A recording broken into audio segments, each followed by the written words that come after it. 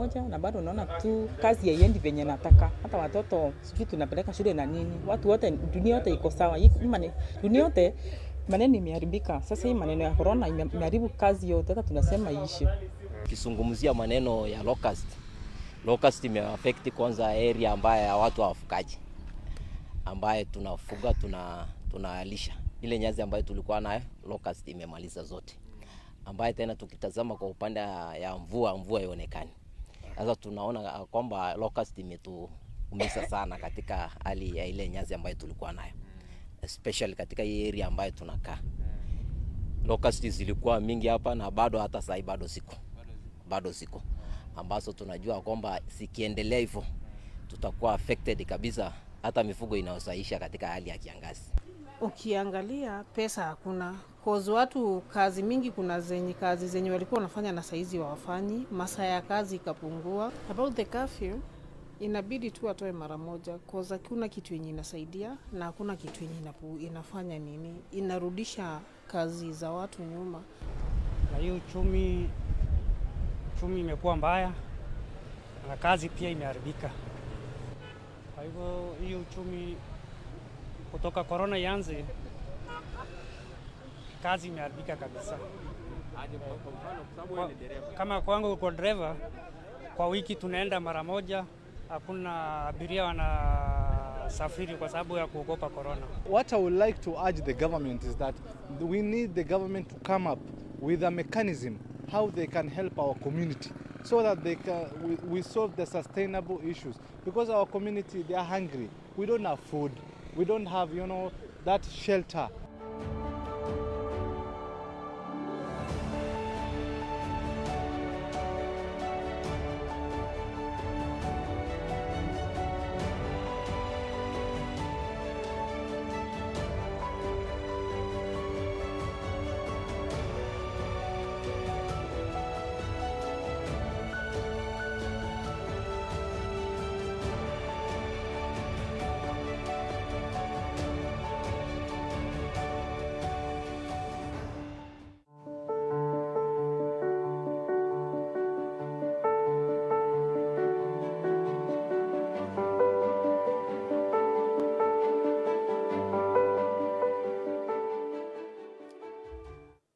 So let us examine this issue further or analyze it further. And we have a panel discussion here with a very able personnel or people in this panel that I'll introduce to you shortly. But also, all the participants, just so you know, you're free to participate in this discussion, and we'll be getting questions from you. And also those joining us online via Zoom, you can ask questions later on, comments or feedback, and you can put them also on the chat box, and we'll be reviewing those that we can. So the theme for this discussion here, the panel discussion, is strengthening frontier counties' preparedness for disaster management. I'll just introduce the panel right now. On my immediate right is Honorable Mohammed Guled, who's the Chief Executive Officer of the FCDC, and is also or was the first Deputy Governor of Isiolo County. Of course, he's a recognized opinion leader in the economic and social development sphere in Kenya, and he has deep level experience and understanding of complex development challenges in the region. Of course, also always a passionate advocate for improving economic diversity as well as density in the marginalized northern Kenya. Next to him, of course, is Jacob Elisha Godana. He is the National Director of the Kenya National Chamber of Commerce, Upper Eastern, dealing with Embu, Tharaka Nithi, Meru, and Isiolo. And also we have Professor Levi Obonyo, who's of course, he holds a PhD in Media and Communication Studies from the Temple University of Philadelphia in the US. He has been a communications and media practice strategy and policy formulation for over 30 years. He's the former chairman of the Media Council of Kenya and board member of Communications Authority of Kenya. He's also a strategic communication advisor to county governments. And joining us via Zoom is Chief Executive Officer of the National Drought Management Authority, Mr. James Odor, of course, under the Ministry of Devolution and the ASALs. He's responsible for the overall management and control of the authority's operations with a staff of 427 locations in arid and semi-arid areas of Kenya. To all my panelists, karibuni sana, and it's a pleasure to host you and to be with you and for you to create the time for this discussion, and also all the participants, including the Governor of Isiolo County, Dr. Mohamed Kuti. So I'll start with you, Mohamed Gulaid. One fact is that we are and always will be jumping from one crisis to another. We have COVID, but before that we had drought, locust invasion, and then there's another drought warning. From your experience, now in FCDC, before in government in Isiolo, what is this one thing you would propose? I know it's difficult to put it in one, but one thing you'd propose as a solution for this. Thank you very much, Hussein. I think this region, the FCDC region, the northern part of Kenya, is not new to disasters. I mean, COVID-19 was elevated because of its international profile. But in essence, we live in a region which is perennially and continuously always under threat. If it is not drought, as you mentioned, it is floods, or it is a conflict, which is a major issue in our area, or it is violent extremism, which kills actually a lot of people. In fact, people may not have realized, but violence through cattle rustling probably is the largest and the biggest, cause of mortalities in our region, even more than COVID-19. So we also have many other disasters, child maternal issues, which are, a big challenge to us. Disease control. Recently, we had a problem with the Rift Valley fever here in Isiolo, where scores of people died and many others were hospitalized. So this area, as you've known for the last maybe forever since time immemorial, I think, we have been a region that has been constantly under threat. So to come to your question, therefore, what is that one thing that we can do? I will just summarize it in a nutshell. We need a stringent, very effective policy based on evidence, particularly management of data, so that we can know the recurrence, the frequency, and our decisions, therefore, can be made much easily. And in that policy, we need to have legislation. Therefore, already I know the County Government of Isiolo has a draft legislation on that. And unfortunately, at the national level, the disaster management legislation is still lying at the National Assembly. So this will have made it possible for funds to be released immediately and prioritize allocation of funds immediately above many other issues that probably we right now, deal with. Okay, thank you. Thank you, Honorable Mohamed Gulaid. And now that you mentioned data, of course, in the panel, he should be in this audience or will be joining us later. MacDonald Budho, Director General of Kenya National Bureau of Statistics, will be here. And of course, it'll be interesting to hear his feedback and what he has to say about that. Oh, he's actually there, and I'll get you. I hope you heard, Karibu-san, I hope you heard what Honorable Glade said, and we'll try and get your feedback when we engage the audience shortly. Jacob Elisha Godana, the National Director, Kenya National Chamber of Commerce, the story of devastation to small businesses in the country. And of course, for these purposes, now that we're here, frontier counties, to be fair, has largely gone untold, especially with COVID. But it's there for everybody to see. Do you think SMEs, especially the communities in these counties and the problems they've been going through, have been getting the attention and assistance they require? Thank you, Sen. I think the challenges of SMEs in Kenya, the solution of Kenya National Chamber of Commerce. For many people who doesn't know, Kenya National Chamber of Commerce is a non-profit, autonomous, member-based organization. Kenya National Chamber of Commerce has in all 47 counties, we have offices. Currently, we have come up with the solution to these challenges. You see, the private sector is the engine of the economy. And the challenge we are facing today with the SMEs, we have decided as Kenya National Chamber of Commerce, with the chamber president, who is Honorable Richard Ngatia, we came up with these solutions. We had a number of MOUs. Currently, we have more than 15 MOUs, but briefly, we have about 5 MOUs which has been implemented. Currently, we have an MOU with Equity Bank, which we have entered an agreement, and they have put aside 200 billion for SMEs in Kenya. We have an MOU with MasterCard Foundation, and the first launch of MasterCard Foundation was done in Frontier County, which was Marsabit County. Today, I'm giving you an example of Marsabit, Isiolo County, where women in business and youth have benefited from MasterCard Foundation.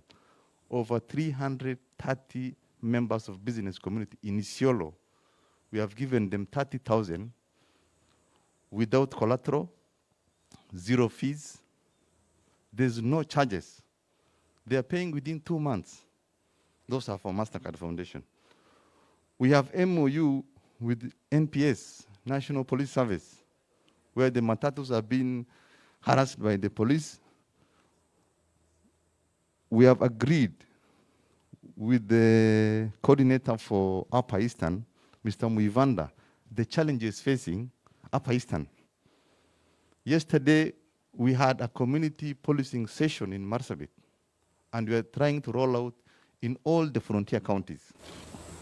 So the solution of SMBs are with Kenya National Chamber of Commerce. Let me just give you a brief example. Like SMEs, employees are close to 14.9 million, which is translating to about 78% of the entire Kenyan labor.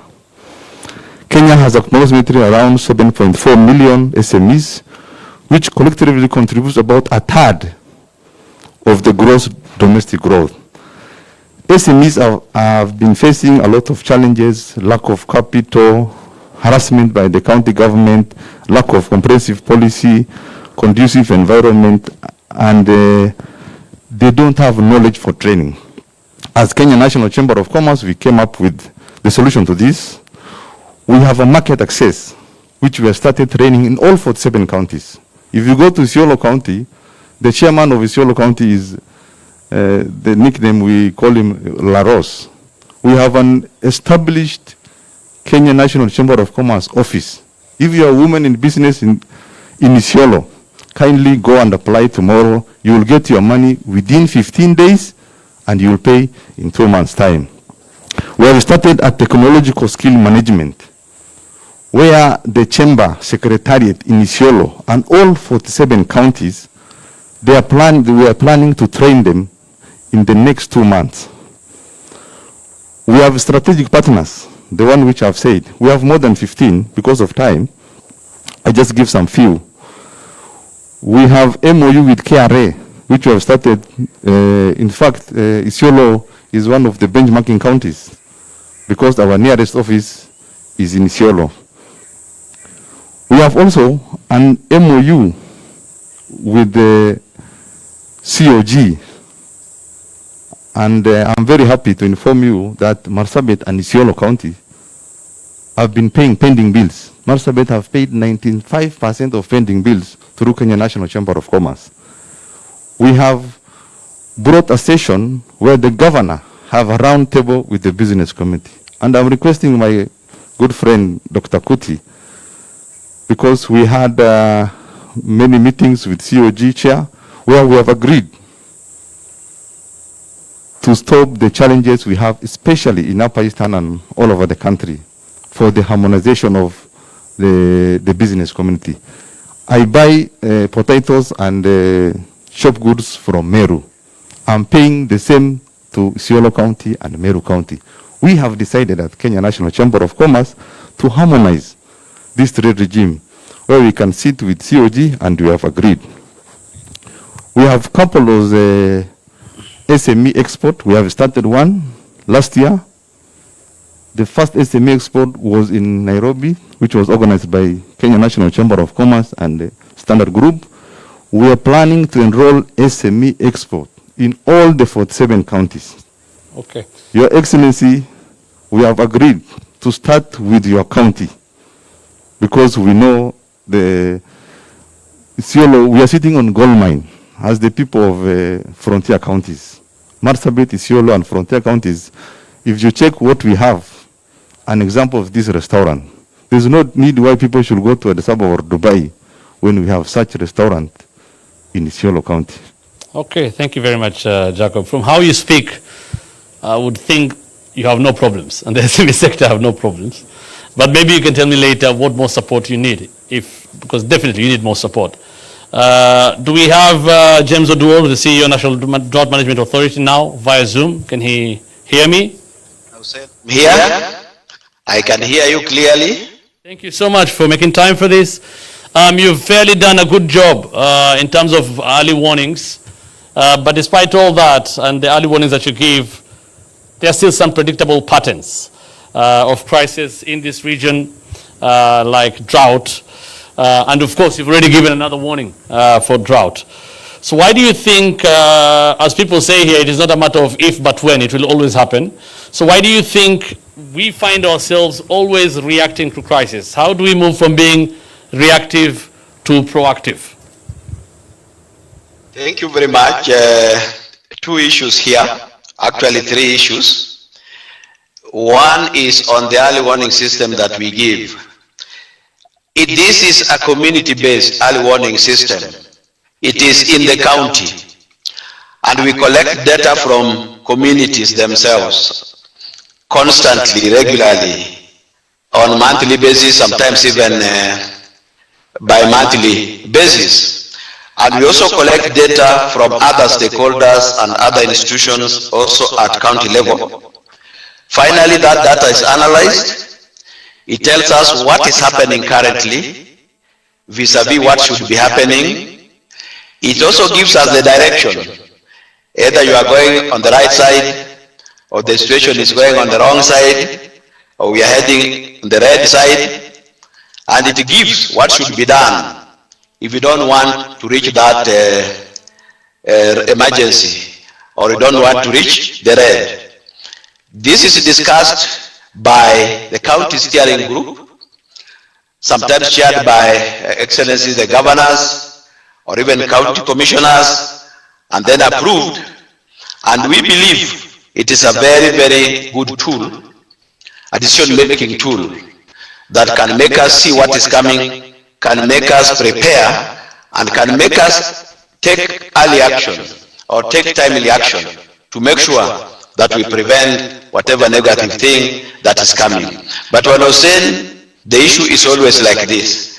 After that early warning, and we prepare what we call contingency plans, and we want to take action, the biggest challenge on us has been the financing. How now do you finance it? Because at the end of the day, it is the money bit.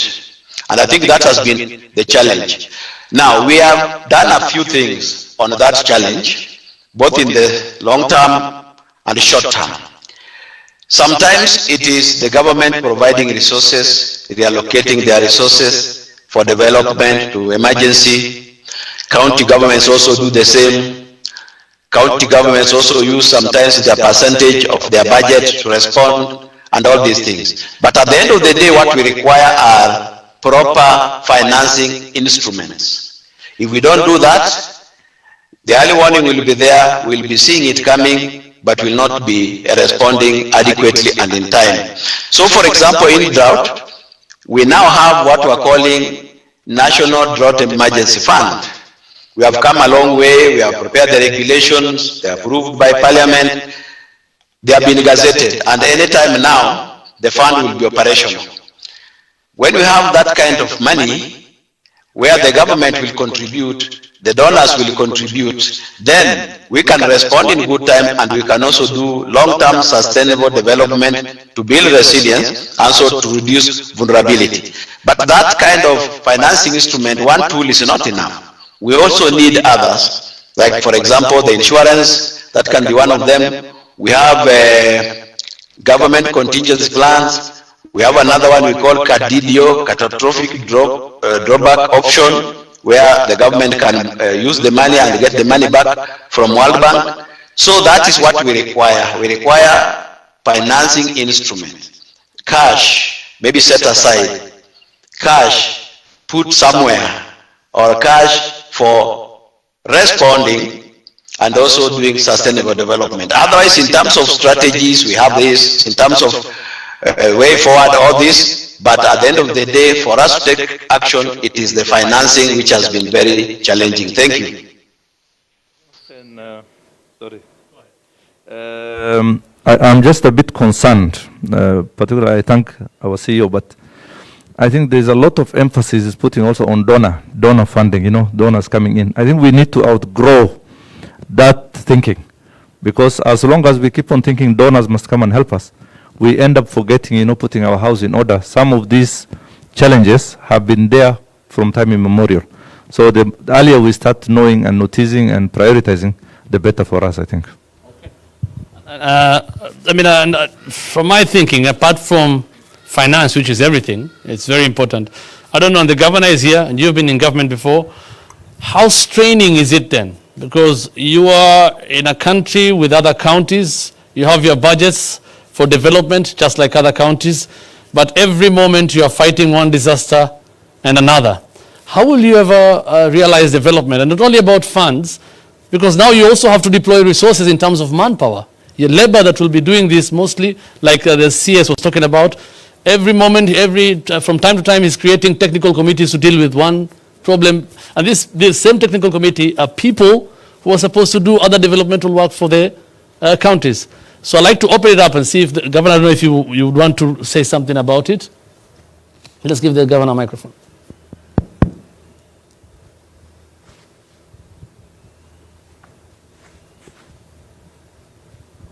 Yeah, thank you, Hussein. I think it's very apparent over time that crises and disasters are going to be a permanent feature in our day-to-day activities. The national government and the county governments realized that, and the main solution is planning. We need to have a plan for disasters. I'm happy that my county has just finalized disaster management plan and policy that we are actually finalizing and sending to the assembly.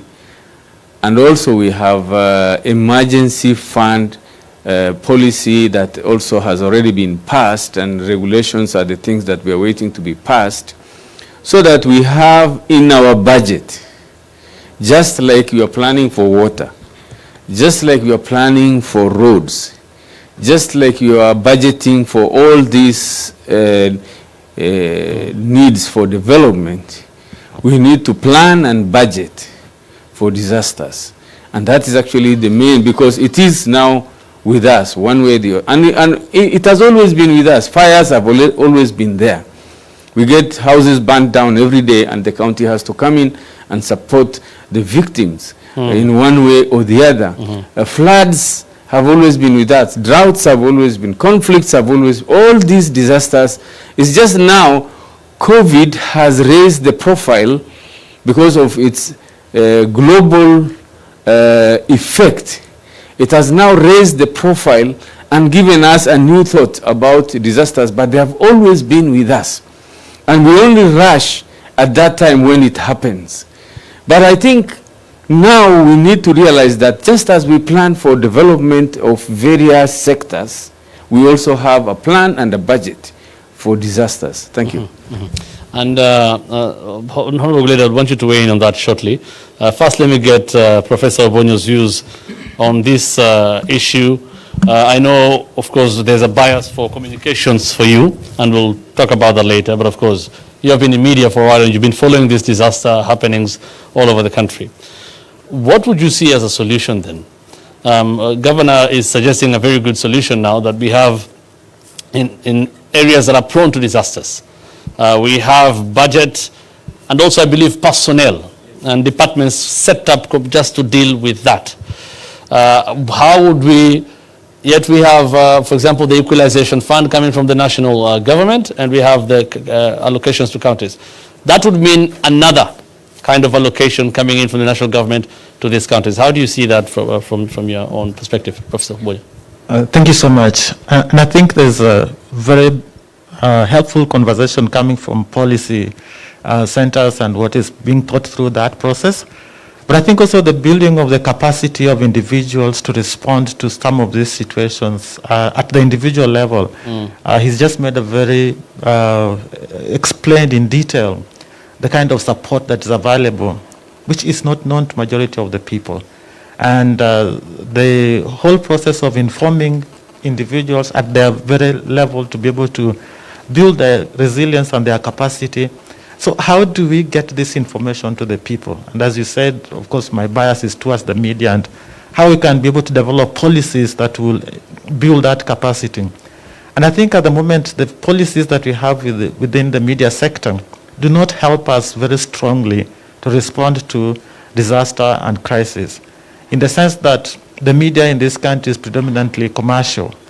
And as commercial, when disasters occur, in order to inform the public, the state, the government, county government, and national government still have to buy space in the media in order to reach to the people. And yet the spectrum that the sector is using is a public resource. And I think this is a big gap that we have. How can policy framers develop frameworks that would require the media, particularly electronic media? 96% of the Kenyan population access radio at least once a week. 56% access it at least in television, and we know the spread of all this. And I think this is where public service announcement policies would really be helpful in as we develop regulation for the media, that would require the media to provide opportunity where public service announcements would be facilitated and made at no profit, so that the government of Isiolo, for example, does not have to draw from its operational budget to disseminate information to the public, but rather it be required of the media as part of their public role, public function, to carry content that will build the capacity of the population. Practically, it should be not a problem in this sense.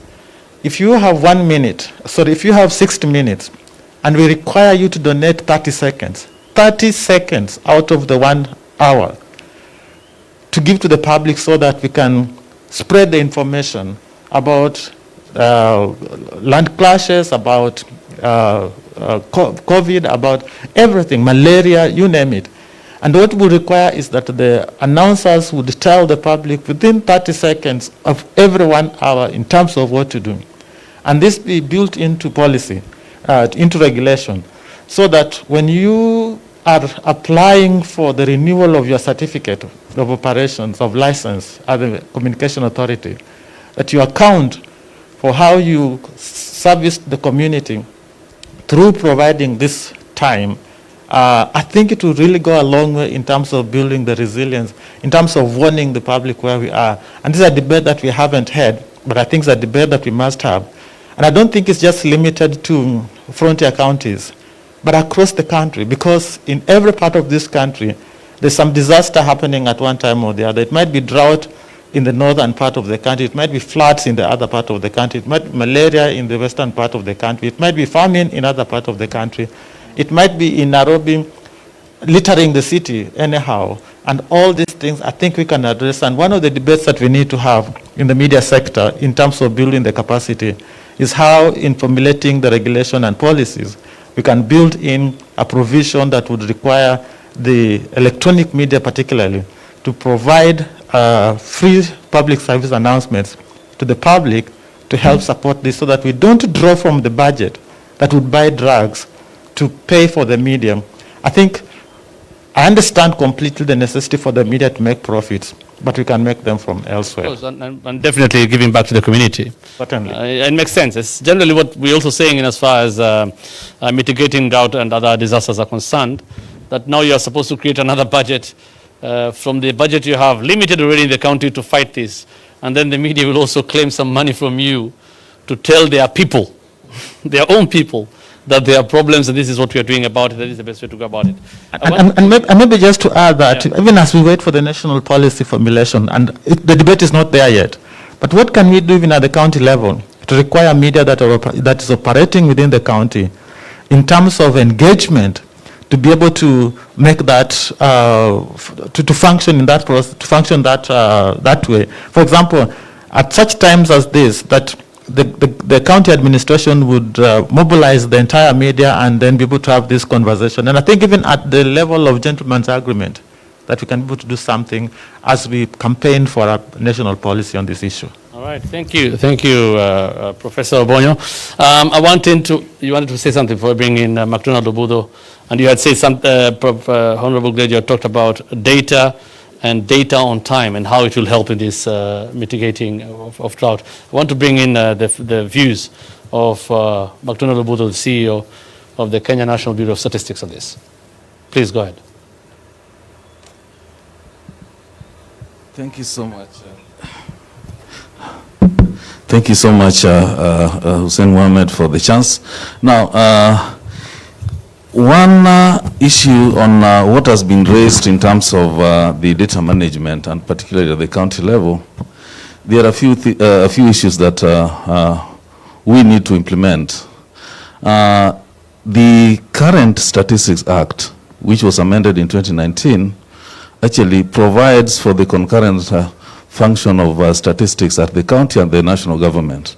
And so the counties are actually at liberty to establish the statistical units that would be able to generate data at that level. So any county that has not come up with a statistics unit needs to do so. The second thing is that the Bureau has also been given the mandate of ensuring that counties are statistically built. We need to build the capacity of the county statistics officers so that they are able to generate the kind of statistics that would be helpful at the county level. And of course, if standards and methods are applied across the board, even at the national level where we are able to just collate all this together and produce what is required at the national level. So then you get to realize that some of these disasters that we are talking about are occurring over, they keep on repeating. And so that means there is some trend that is being developed. Now, how do we capture this trend? One,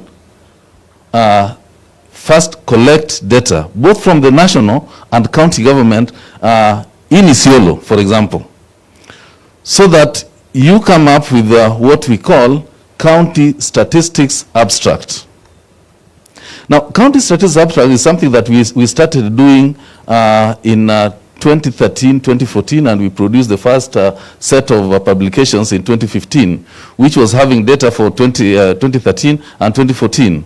Now, thereafter, we were now expecting the county governments to have established their statistical units so that they could also take over, and of course, with the guidance from the Bureau. What is happening currently is that a few counties have done that, and let me mention a county like Laikipia that has had a set of county statistical abstracts, which gives 5-year series of data in all sectors of the economy, and they're also touching on the social component of it. Now, when you look at that, you are able to really plan, because you are able to see that a 5-year trend, which will now be able to help you that when it comes to this kind of a problem, this is what is emerging. And now, how do I deal with it? The other county that has done very well in that is Makueni. And in fact, I was in Makueni yesterday when they were launching the county statistical abstract yesterday. And it is already in our website for references. Now, when we go that direction, we'll be able to get it right. But again, there is the element of production of statistics and coming up with good publications, but there is also the issue of how do we utilize the information that has been generated. That is a key thing that we need to look at. That we do not just generate it for the sake of it, but we want to use that statistics to help us in planning, to help us come up with policies, to help us monitor the kind of interventions that are being employed. And so the result of that should be able again to inform us of the future. So these are some of the things that we need to do, because we are talking of one thing occurring today, occurring tomorrow but one, but we let it go like that without really taking some action, some intervention that will be able to bring to an end the kind of problem that we are talking about. So that's where we are.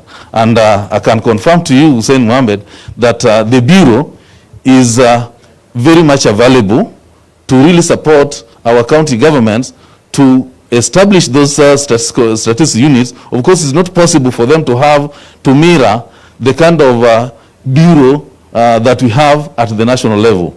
But through the support that we'll be able to give, we'll be able to really head in the right direction so that our data is well utilized to inform us. And this is administrative data, which is easy to collect. Thank you. Thank you. Thank you. That was very clear. I think I want to concur with the KNBS.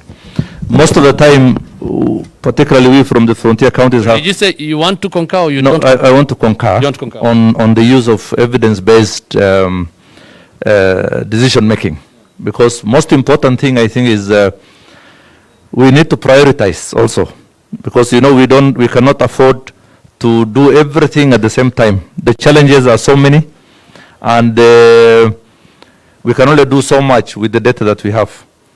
We also have maybe, if I throw the ball back to him, sometimes misgivings about the KNBS, particularly with the population census and how they handle people from this marginalized region. Are the numbers correct? Are the figures that you're giving us, is it right? Is there some manipulations that took place? You know, I'm sure you've heard that through the press or otherwise. Maybe what I will want to hear from him is, could there be a possibility for county governments and the KNBS to work closely for transparency and also support the counties to get some of this data, you know, more clearly and more openly, so that we can make these decisions also better? Thank you again for the chance. One is, let me start with the last one, about collaboration. It is embedded in the Act, well provided for. And it is a question of making a request. Of course, the support cannot come forth if the request is not made, and in what area of interest. Because even when we are assigning officers the roles to support, it should be informed by the kind of support that you require, so that we give you the relevant officers who will be able to match your requirement. So that is provided for, which we should not actually debate about. It's a question of making request. The second one, about the feeling that the northern frontier counties are not treated well by Bureau of Statistics. First of all, the Bureau has just the mandate to ensure that data is collected, and collected using standards and methods that are approved internationally. The second thing is, how do we report the statistics?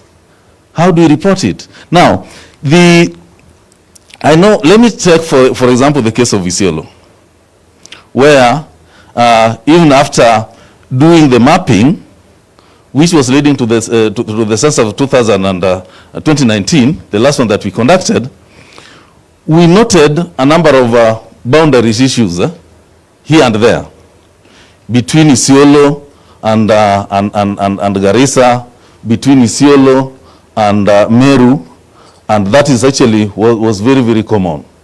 Now, on the ground, we are given the information of the boundaries by the national government officials, from Ministry of Interior and Coordination of National Government. So we follow those boundaries. But now, when it comes to, during that period, then we realize that there are those issues of the boundaries. Now, when it comes to reporting, when finally census is done, then we subject the reporting at two levels. One, administrative level, and the second one, the political level. Now, the administrative level, we are considering the county boundaries, the sub-county boundaries, division, location, and sublocation. Now, when we do this, who is the authority over the boundaries? The government organ that has that authority is the Survey of Kenya. So what do? We have the population spread over with all the coordinates given at the household level. Then how do you report it? We need the maps as provided by Survey of Kenya. So we place it on our figures and get the population to report for Isiolo. So if some sections that were meant to be reported in Garissa happens to be on the side of Isiolo because of the boundaries as provided for by the organ responsible for that, we'll have that one in Isiolo. When we have the same issue between Isiolo and Meru, the same thing happens. So at the end of the day, we cannot be challenged on having misreported because we are using the authority as given on the ground. That is for the sake of the administrative reporting of the population. Now, on the political one, again, the IBC is the authority. And so we depend on the IBC to give us the boundaries as they have defined for the constituency and ward level. Now, that tells you the reason as to why the Bureau has not been able to release the distribution of population by geopolitical units, because we have not gotten officially those shape files defining the political units from IBC. So what we produce is not based on the Bureau alone. It requires the participation of other government organs. And I think that's what I've explained. And it should be clear that we are not non-partisan. Actually, we are not interested in diminishing a population or inflating a population, because we stand for what should be right. Okay. Thank you. That is well put. And I think a nod from Honorable Guled means it's okay now. I want to bring in the CEO of NDMA, James Odur, if you're still following us live from Zoom. There's a proposal by the governor, a very good proposal, and he says because of the constraints they have budget-wise and, of course, also in terms of resources, there's a proposal he has made that just like we have different departments catering for different development needs for the county, we need a specific department that needs to be caring for the disasters or handling or managing disasters in counties. And of course, it needs budget, it needs personnel. And in fact, in terms of recurrent resources, I don't think if we have such a department, I don't think there's any department that will consume more than that, because they have to reach far-flung areas of the county. I don't know what you think of that proposal, or what proposal you may have, Bwana Odur. Thank you very much. Yes, that is true.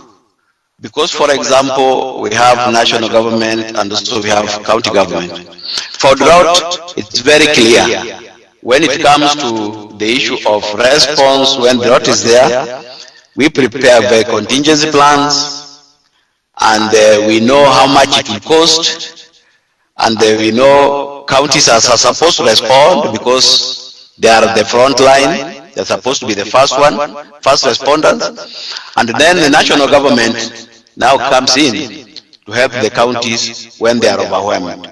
So once we have plans and we know, as the governor was saying, we are budgeted and the resources are available, it's extremely clear. Also, in terms of other disasters, not just drought, we now have a national disaster risk management policy.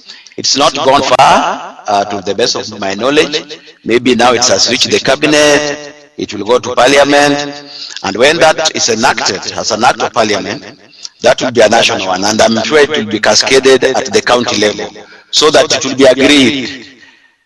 Because some of these are concurrent functions. What can the county do? What should be the budget for the county? and what will the national government do? What will be the coordination arrangements as we do all these things? Even if we look at the sustainable development side, the resilience building and all this, for drought one, we already have the ending drought emergency. It's very clear what is required, the time frame, and their contribution from the government, national government. It should also be for the, not only drought, for the other general developmental activities. So I really concur with what His Excellency the Governor said. Thank you, Bwana. I just want to make a quick comment. Yeah. I think, let me just come in defense of the county governments. You know, the constitution on the transfer of functions does not really place county government as the first line of defense. It's not really true, because county governments don't have enough resources to mitigate. When you look at the functions and most of the time also the budgeting lines, itemized budgets for most counties, disaster is not really the main component. And yet it takes a lot of the junk of the money when the disaster strikes. So I think this discussion must really be openly discussed. Where does the national, because for me, county government disaster is, for example, fire. The governor said it very well. You know, when there's a fire outbreak, the county firefighters can move quickly. Here and there, small things, but the big natural disasters like floods, like drought, like right now, we are almost on the onset of a major drought. Now the La Nina is going to come in soon. So what do we do now? We already know it. It's already coming. So what steps do we take from today? Okay, that's a good point. And we have from Zoom some comments from Zainab Ahmed, who says we need to invest more in community resilience building and system strengthening. Ad hoc emergency response is short-lived and will not address underlying issues and are not sustainable. I want to get views and feedback now from the audience. You're also part of this. Most of you are in CECs, MCAs, chief officers. All of you are stakeholders in this, including the Speaker of the county. So kindly give us your feedback or any questions or comments you may have on this subject, please. Just raise up your hand and we'll find you with the microphone. Yeah.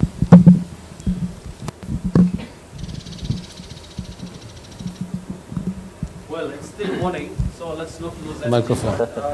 Can you hear me? Okay, yeah, now it's working. Your Excellency, it's important to mention that we are using different communication channels to reach different people. Of course, we have the physical audience here, that those who are watching us via Zoom, and those who are going to follow this conversation on the different social media handles, that is for Standard and at KTN News, and we're going to hopefully go live shortly on KTN News. So, for those watching us on TV, feel free to put on your comment, preferably Twitter. Remember to use the hashtag so that we get to consolidate your comments. For those on Zoom, you have the chat boxes. I think I saw about 8 messages there. We're going to read a few of them here, shortly. But for those of us who are physically here, if you have any burning issue, if you have any comment, suggestion, feel free to raise them. And even as we prepare that, there is Osman Mohammed via Zoom who says, NFD counties emergencies are frequent and fairly predictable. How well are we allocating and utilizing the 2% emergency funds at the county level? I believe that is a question directed to either FCDC or the county government. Well, the governor can also respond to that. Yes, as we prepare for that, please feel free to raise any issue whatsoever. We want this session to be very, very interactive. As the governor prepares for that, I think we have a comment. Let's start with, just introduce yourself and then shoot the question. It doesn't have to be necessarily a question. We're here to learn from each other. So you can as well suggest any other issue. I am Bonaya Bankare, Communication Crisis Technical Team, and my question is directed to Mr. Elisha. And this is what I want to ask. In your programs, do you have or are you aware of business, economic, and employment opportunities in creative arts and cultural groups, especially in this area. Thank you very much. I believe there is a question directed to Chamber of Commerce. You'll prepare to respond to that. One more question. We've decided to give preference to the physical audience. Those on Zoom, Osman, I'm sure your question will be answered shortly by either the governor or anybody else from the Isiolo County. Just introduce yourself on the question. Thank you so much. My name is Dr. George Wamwela Njoroge, working with the International Livestock Research Institute. I have worked in this region for the last 27 years, and therefore this is actually my second home. I think we have a great opportunity in northern Kenya now to prepare for disasters. Now that we have my friend Honorable Glade leading the FCDC and with a lot of experience, actually homegrown experience in the region. The experience we have from livestock diseases across the counties is that we are not going to manage livestock diseases if we work as isolated counties.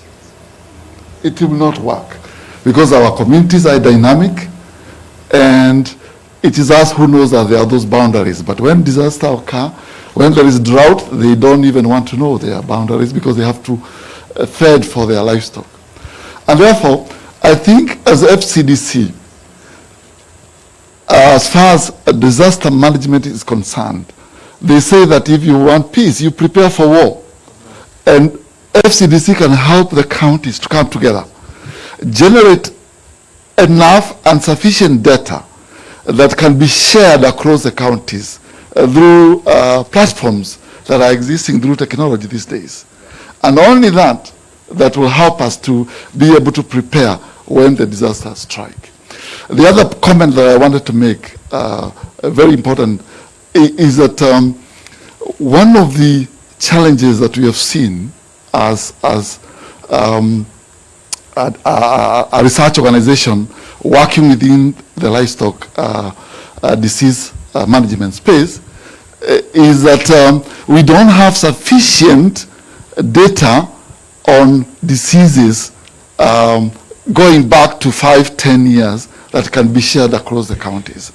And for this reason, we have been working with the counties to support an electronic disease surveillance system that documents this information in a database that allows each county to share. For now, each county are able to generate this data and have it in the database. But we are moving to the next level, and we want to work with the FCDC to have this data actually shared through a joint platform. And I think for disaster, this is something that will really help us. Then also at the governors in the region helping us, that anybody wanting to support our work should be able to invest in this sharing that informs a better response. These isolated efforts within counties, firefighting, will not help us. And as I said, Guled is best placed to help us in this. Thank you so much. I think we can start with that because those are like 3-4 questions. Clearly, you're a real researcher. That is an individual from the International Livestock Research Center. We have 3 more there. Oh, Let's just take the 3 and then we can respond. Then we'll have another round of taking questions. Thank you so much. I'm Josephine Regai, the CC for Water, Sanitation, Natural Resources for Isiolo County. And mine is not a question, but a comment. We participated in the public or participation in the policy, the disaster management policy. And what we saw is that all the disaster management issues are centralized at the national government. Now, we are not saying that the national government does not respond, but even if they respond to us, sometimes issues happen, and we need to respond immediately. But even if they responded, they took time to respond to those issues. Now, Honorable Guled has talked about the mega resources that we have in responding to disasters. Some of the disasters have the magnitude that we cannot even able to respond as a county. But in the policy, they said that all the donations from the partners and every issue concerning disaster should be managed by the national government. Now my question comes, if as at now, they are not able to respond, or if they respond, they do not respond on time. If we tie all the donations to the national government for disaster management, what will the counties do? Because now when you say all the donations and all everything should be centralized in the national government, that means the donations that comes to the county through the partners during the time of response are taken now to the national government. Before we access the kit at the national government, it will take us years. So we gave our input at the CCs, and we also wanted to echo that we are talking about unbundling of resources and issues to the county up to now. It is 10 years down the line. And we are still now working, instead of decentralization, we are centralizing again. So those are issues that are very pertinent, and we want to discuss in this platform so that it can be aired and so that appropriate measures can be taken. Thank you very much. That was a suggestion, a comment, as well as a question. Yes, one more here. Good morning. I'm Alima Abgudo, CC Trade. It's a concern to Mr. Elisha. We are quite appreciative that the Chamber of Commerce have gone into MOU to support SMEs in the county. My main concern is that mostly in devolution, most of the functions of trade have been devolved. But gradually we are being threatened that most of the activities are being retrieved at the national level. The MCA, the Chamber of Commerce now, later on we'll hear the other institutions also coming in without involving the county government trade sector. And mainly the county government trade sector deal with issues of registration, auditing, and all capacity building, and all the activities that is entailed with sustainability of the funds given. Now that there is a disconnect between the national government and the county government, right now there are some funds which are disbursed by the Chamber of Commerce, which I'm sure the Chamber of Commerce have not much capacity. I even opened recently their function, and they have been suggesting and requesting for us to come in with capacity building and exposure. Now you are attaching to them some of the roles which are quite big for them to attain. So my concern is how are we going to bring now the national and the county government at least to be able to be coordinating some of this activity for the purpose of sustainability. Today is a disaster. Tomorrow will be another, when we are out of the disaster, will come another activity, and it normalizes that the national government now start taking bits and bits of activities back to the national, at the national level, dealing with the counties directly. So, that is my concern, and can be responded. It's not a question, but I think something that needs to be responded to. Asante sana. So far we have 2 questions for the chamber. We have a couple for the FCDC CEO. We have one for the governor. So we can take one more. And then one more? Just one more and then... Thank you very much. My name is Abdinasir Dawood. I'm the CEC Finance, Isiolo County. The governor will answer some questions, but as the person concerned on the finance, there are some issues which I want to talk about. For example, like emergency fund is supposed to be 2% of the total budget. Just roughly, our budget is 4.2 billion. 2% is 84 million. So meaning that 84 million, it cannot sustain the emergencies as they occur. For example, now we have floods, we have drought, locust invasion, conflicts. So if you try to see evenly how these things occur, how they occur, the occurrence, we are always between alert and alarm. Meaning that now we are in drought. After 2 months, during the drought, we complain that there is no water, there is no pasture. Immediately it rains, the water is not stored. So when it rains, there are floods. There is, as we are talking just some 2-3 weeks ago, There is a place called Iresaboru. It is just along the river. When it rains, there are floods. And the source of water is along the river. That is 10 kilometers from the town. So when it rains, there are floods. When the floods come, they displace the people. The floods also destroy the water sources. So now you see, there is water. These people are displaced by water. At the same time now, they lack also clean water and sanitation. So these are some of the things which occur and they recur. And they are so cyclic. So the other time we are complaining of the drought. There was no water and grass. It rains again, we are displaced by water. So we need to come with a raft of measures, including with the national government, by now actualizing the equalization fund, so that when it rains, we see how we can harvest this water.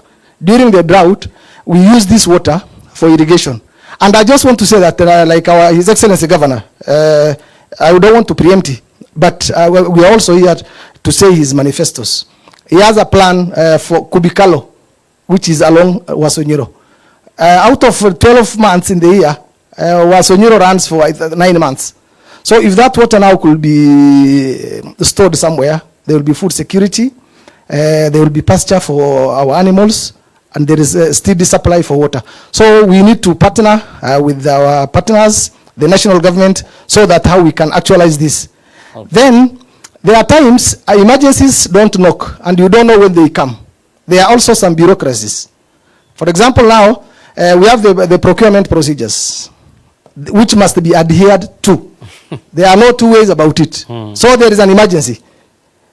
So by the time now you use these procedures, ideas are overtaken by events. And people are suffering. And people are suffering. So the other challenge is that we have the exchequer delays. It's good to be very frank. We have, if you see that procedurally, if you look at our budget, we have the money. Money being in the budget or in the vote is one thing, and liquidity is another. So these are some of the challenges. So when we come to towards the end of the year, we receive the money. By the time we receive the money, we are at the end of the financial year. So those are some of the things which are cyclic, which may not even make us implement what we wanted to implement. Yeah. Thank you very much. Thank you very much. And I think in future, from the feedback we're getting here, and because we'll be going to other counties, I think in future, it's important to have a representative of the Treasury or the national government to answer some of these questions that have been aptly put by you and the gracious lady just before you. So I'll let you now respond. First, we'll let the governor respond because there was a question. He has partly touched on it, but I think it's also important to hear from you on the issue of emergency fund. Thank you, Hussein. I hope I'm yeah, you're audible. Okay. Thank you. I will allow the chief officer for special program who actually manages most of these emergencies to comment. But I would like to say, I would just like to follow the issue of statistics. That data is everything, and data helps to make decision. And there is a serious disconnect between the national, the Kenya National Bureau of Statistics and the counties. I think it is very important, and I would like to urge even our county secretary and the administration and myself to really organize ourselves to, and I think this particular forum, which is about crisis communication, it leads to also data, because it is data that can help us to arrive to solutions faster. The rest is just like groping in the dark. So I will urge that through this forum, and I ask 47 counties to come up with a better relationship with Kenya National Bureau of Statistics and form smaller units at the county levels that can actually address, as he had said, the data at the county level for various sectors, so that data can help us even at time of emergencies, but not only during emergencies, but even proper planning and budgeting for the counties based on data, because right now it's just the thoughts and we just apportion funds without actually any evidence-based from any data. I think that's very, very important. Thank you. That's quite clear. You want to respond? Yes. The CEC special programs, yeah? Yes. Chief Officer, sorry. Yeah. Yeah, as introduced, my name's Abdia Dabaso. I'm the Chief Officer Special Program. I would like to highlight some of the things that we are doing as far as the disaster risk management is concerned. First and foremost, at the county level, we had managed to develop a disaster risk management policy with the support of the NGO and other agencies at the county level. They really helped us to develop that document, and the document was presented at the county assembly and it was approved. The second one is that we had a County Emergency Fund Act, which was approved, presented to the cabinet and the county assembly, and it was approved. Currently, at the county level, the disasters at the county level and national levels are similar. Different counties have different disasters. So recently, we have listed around 19 disasters for the county government of, for the Isiolo County. And out of the 19 disasters that we have enlisted, the droughts has got its own policy structures through the NDMA authority. So the rest of the other disasters needs to adhered or acted upon in terms of response. Therefore, we had developed a county emergency operation plans, which are in the final stage. And in that operation plans, it states the structures that we had to follow in responding to the emergencies. The relationship between the national and the county structures. In that operation plan, we have levels of emergencies or disasters. In that levels of emergency, there are 4 of them. The first one and the second one is a response by the county level. The third and the fourth level is at the national level. And in that operation plan, it is clearly stated how these levels are communicating, are commanding, and are responding to emergencies. I would like also to mention that what we are launching today as the county crisis communication plans is part of the bigger operation plans that we have at the county level. We need to relate the communication plan into that bigger operational plan. And in all this, along line, we are preparing also regulation to enforce what we have clearly stated in the policies. And therefore, as we said, crisis, disaster cannot only be managed by one institutions or one community. We need the effort of each one of us at the county level, may it be the MDS, other government agencies.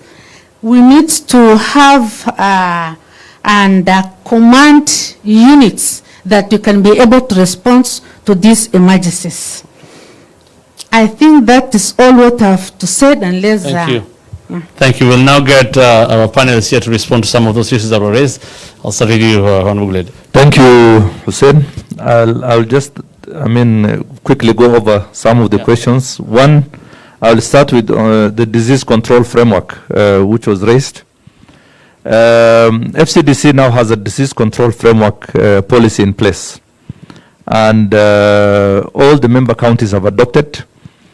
Even recently, when we had the Rift Valley fever outbreak here in Isiolo, immediately the Frontier Counties Development Council mobilized resources through quite a number of our partners, and were able to provide vaccination to the livestock to avoid the spread of the Rift Valley fever to the neighboring counties. And we want to scale this up also to a regional level so that we can have funds that are always at hand and available to make a quick response instead of waiting for, the national government and other partners to go through the bureaucratic system. Now, on, for example, peace and peace management, we have now developed a draft policy which is going to be taken to all the county assemblies. And this policy, followed by legislation, provides for a regional level fund where we propose that each county donates a certain amount of money into the fund, and then it also creates an avenue for even partners who want to then support us in this to be able to directly put funds in that fund. And this addresses the issue now raised by Josephine, the CEC for water, that right now the national policy is that all donor funds must come through the national government. So that has become a big challenge. And even when partners want to support counties, it goes through the national treasury, it goes via the consolidated funds. By the time it comes to the counties, it's already too late. So when we have a regional framework for, a fund to address this kind of issue, partners also, from the conversation we have with them, are more comfortable with that and are willing to support us more directly. So on this, I think a close collaboration at a regional level will really help us avoid some of these, challenges, as has been mentioned before. Thank you. Okay, thank you. Jacob, Elisha, there are some questions that were put to you, and of course you deal with SMEs. And even as you respond to that, there's also a question or a comment. Doreen Genga from USAID graciously translated the video that was there before, that played before, because it was in Swahili, so translated it to English for the other people who may not speak Swahili to understand. And the video there, we had some people who were saying, the community members, that the economic impact of COVID-19 and the locusts on their businesses, feed for livestock, lack of fees for their children, and transport sector would like the curfew to be lifted. Their sentiments being more business hours will enable them do more business and bridge the gaps. Thank you, Sen. Thanks for your question, my brother. We know there are many BMOs which are existing in Kenya. And I want to tell you that Kenya National Chamber of Commerce does not exist only in Nairobi. You cannot compare with KNCCI with other BMOs. It is an alternative government in other countries. We know they exist, but I'm assuring you that KNCCI, if you join the Kenya National Chamber of Commerce, including those BMOs which are in your county, we will assist you. We know they exist, and I will consult the chair, Hussein Laros, who is the chair for Isiolo, so that we can have a meeting and share more benefits. And I'll organize for such forum. We can also have a meeting in Isiolo so that you can understand KNCCI. Thank you. My sister Halima, I'm happy and I want to say thank you in advance. I know the collaboration you have with KNCCI Isiolo chapter. I will organize a Zoom meeting with the chamber president. I'll also request His Excellency the Governor to join us so that we share what we have as KNCCI and also assist. Our target is to assist 1,000 women in Isiolo and all the 47 counties. We have 600 million from MasterCard Foundation. We have only existed less than 250 million. You have currently, the statistics shows me that those people who have benefited in Isiolo is only 283 women in business. You are supposed to use 20 million before next month. You have only used 283 times 30, you have used about only 7.9 million. You have 10 million in Isiolo, which is ready for the business community. For Sister Doreen Ngenga, I don't see the reason why the government should put curfew, because we have adhered to all the COVID-19 protocols. If you go to businesses in Isiolo, restaurants, and all the business around Isiolo, we have adhered. I also support, and I'm requesting the county government and also the frontier counties, there's no need why the government should put. Okay. Thank you, Jacob. Let me get some winding comments from Professor Obonyo as well. Thank you so much. And if it doesn't exist in the media, then it doesn't exist. So if a disaster takes place and it's not in the media, then there's no disaster. Now, how do we make it possible for such events to actually appear in the media? And I think one of the other areas that we need to address is the orientation of journalists and the orientation of the media. We have been so much focused on conflict that is very temporal and particularly political. And I think one of the other areas that there's necessity to focus attention and our searchlights on is how do we focus the attention of the media, of journalists, to begin to see the issues that affect society beyond the lens of politics, beyond the lens of peripheral or temporary conflicts. And part of where we need to also focus attention here is also at the training. To what extent would our journalists take cognizance of, first, databases that are available that provide rich information? The director of National Bureau of Statistics has just spoken here. If you go to that database, the wealth of data that's available, and to what extent is the media alert and using this information to inform the people? The National Drought and Management Authority equally has the bulletins that are very rich information, that if mined, would be able to provide information to the people what to do. The director has just spoken, FCDC, have just spoken about the drought that is coming. Where are we featuring that? And so I would want us to focus attention, particularly in the media houses, to begin to focus on more purposeful reporting, purposeful journalism. But on the other side, we also need to be very sensitive as leaders in terms of how do we sensitize the media? How do you package our information in such a way that it will attract these people who are less reluctant sometimes to take up the information? And so, for example, the drought that is imminent, to what extent are we already packaging information that would begin to point direction and searchlights to that so that it is highlighted, and then we have resources made available to attend to those kind of needs? And maybe necessity to organize meetings with journalists frequently with desks that cover environment, that cover specific bits, to be able to pay attention to these issues. And I think that can extend, not just to be limited to, for example, FCDC and the similar organizations, but equally like the Chamber of Commerce. This is a campaign that I'm seeing here necessary to conduct.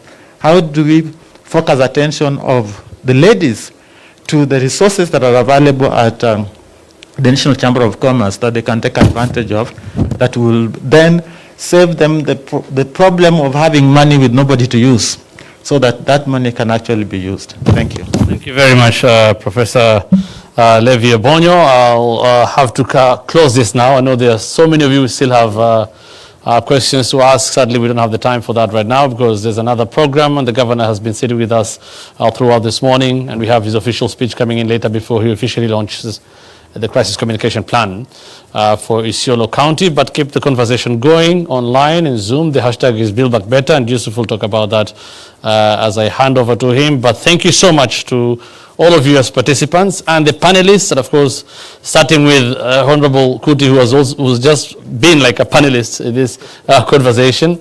And of course, that's the Governor of Isiolo County, CEO Frontier Counties Development Council, Mohamed Guled, FCDC, Jacob Elisha Godana, National Director, Kenya National Chamber of Commerce, Upper Eastern, and Professor Levi Obonyo, the immediate former chair of the Media Council of Kenya and also board member of Communication Authority of Kenya, and James Oduor, CEO, National Drought Management Authority, who has been joining us live from Zoom, and also another more of our panelists we've been having here, MacDonald Obudo, the Director General of Kenya National Bureau of Statistics. So I thank you all for your feedback and for participating, and thank you to the audience and all that have been giving us your feedback via Zoom. Thank you, Yusuf. I'll throw it to you now. Thank you very much, Hussein. And finally, we are now live on television. That is KTN News, and I'm sure millions of people are now watching us. If you're just joining us, we are coming to you live from Isiolo County, the resort city, the home of so many wild animals, so many parks, a very beautiful county. Make a point of visiting here, by the way. And having said that, we are here and we're planning to launch a very important document. That is the Crisis Communication Plan for Isiolo County. And we just had a panel discussion where we discussed on how best we can deal with disaster. How best can we build our societies as far as, building a resilient society is concerned. How best can we deal with different shocks. Right now we're facing COVID-19, for instance, but we are from the frontier counties and we have a lot of things in common like drought, floods and the rest. So the big question is how best can we tackle these issues even as we plan to enhance ourselves as far as the our economic situation is concerned. So once again, welcome on board. But if you have any kind of suggestion, comments, once again, please feel free to comment, especially on Twitter, and use the hashtag, which is Building Back Better. And we're going to look at some of your feedback even as we try and create conversation around disaster management. Once again, welcome on board. And now, before we cross over to our next session, I'd like to bring in the governor, not physically for now because we have recorded some very important message that he has for us as far as disaster management is concerned. Let's take a look. Disasters are part of climate change, the current climate change issues. We are getting more drought, it's becoming more frequent and more severe. And for that, we cannot stop the droughts, but we have to make our people more resilient. Within towns, we are working to make sure that the storm water that is associated now with deforestation up Mount Kenya, we manage it by having to have stormwater drainages in outskirts, in those centers on the banks of River Wasonyiro. We are trying to build dikes so that the people are protected from floods. So, but there is also the effort in partnership with donors to reseed the bare land with grass seeds so that more grass can grow. And then the animals, when the rains come, then the grass could grow quickly and be able to support livestock feeding. And we also want to change the people's perception from owning the animals for social reasons, but owning them now for commercial purposes.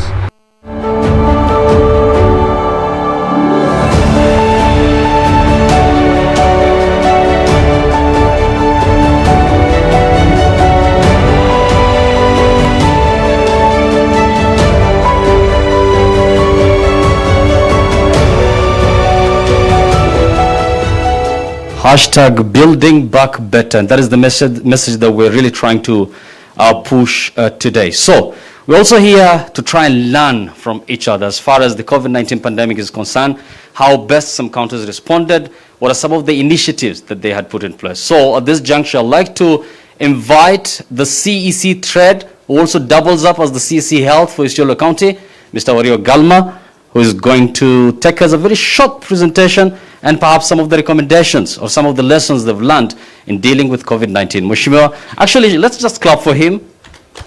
Yeah, karibu sana. Thank you. His Excellency the Governor, Dr. Mohamed Abdikuti, our County Commissioner Haman Shambi, Speaker of the County Assembly Hussein Roba, members of the County Assemblies who are here, distinguished guests, team from the media who are also friends of Isiolo. Good morning. Assalamu alaikum wa rahmatullahi wa barakatuh. Before I start my presentation, I just want to recognize and extend my appreciation to three institutions One, I think the county government, through his leadership of His Excellency the Governor, I think his support as a chair for COVID Response Emergency Committee and his leadership at the national level has really motivated the county and made a big difference in terms of the action we have undertaken. Secondly, of course, thanks go to national government. They have really supported us on quite a number of areas in terms of resourcing. And thirdly, Office of the County Secretary, where the secretariats are hosted, of course, through the leadership of our Secretary, Mustafa Kuntullo. And I think without these members' contribution, we wouldn't have achieved what we have achieved. Thank you very much. This presentation is supposed to be between myself and the CEC Trade. Yusuf, I'm not the acting CEC Trade. We have a CEC Trade here, I'm CEC Health. Right, this presentation is going to be brief, and it's going to look at basically the global, introductory global aspect, Africa and Kenya. Then I will come down to Isiolo County, looking at the current status, then the challenges that we have faced, lessons learned, and a bit of recommendation. And of course, this is just a snapshot of what we have done. His Excellency, you are fully aware that we've done a lot, but we will not be able to cover everything. So this is just a snapshot. Thank you. Right, globally, I think you have seen the figure. I don't need to belabor on this, but the figures are increasing day by day. And top affected continents, you've seen there are 5 of them who are most affected. Then in Africa, those are the figures. I think you'll be able to Google and be able to get some of those data. Kenya, as at yesterday, we have 106,973 cases with 1,856 deaths, recoveries at 6,717. These figures change continuously, and the number tested as you have seen. Currently, the government is seeking 24 million doses of COVID vaccine to cover at least 20% of its population, targeting the most vulnerable, including healthcare workers, elderly individuals with COVID condition who will be prioritized. We have already sent our team who are right now in the training in Nairobi.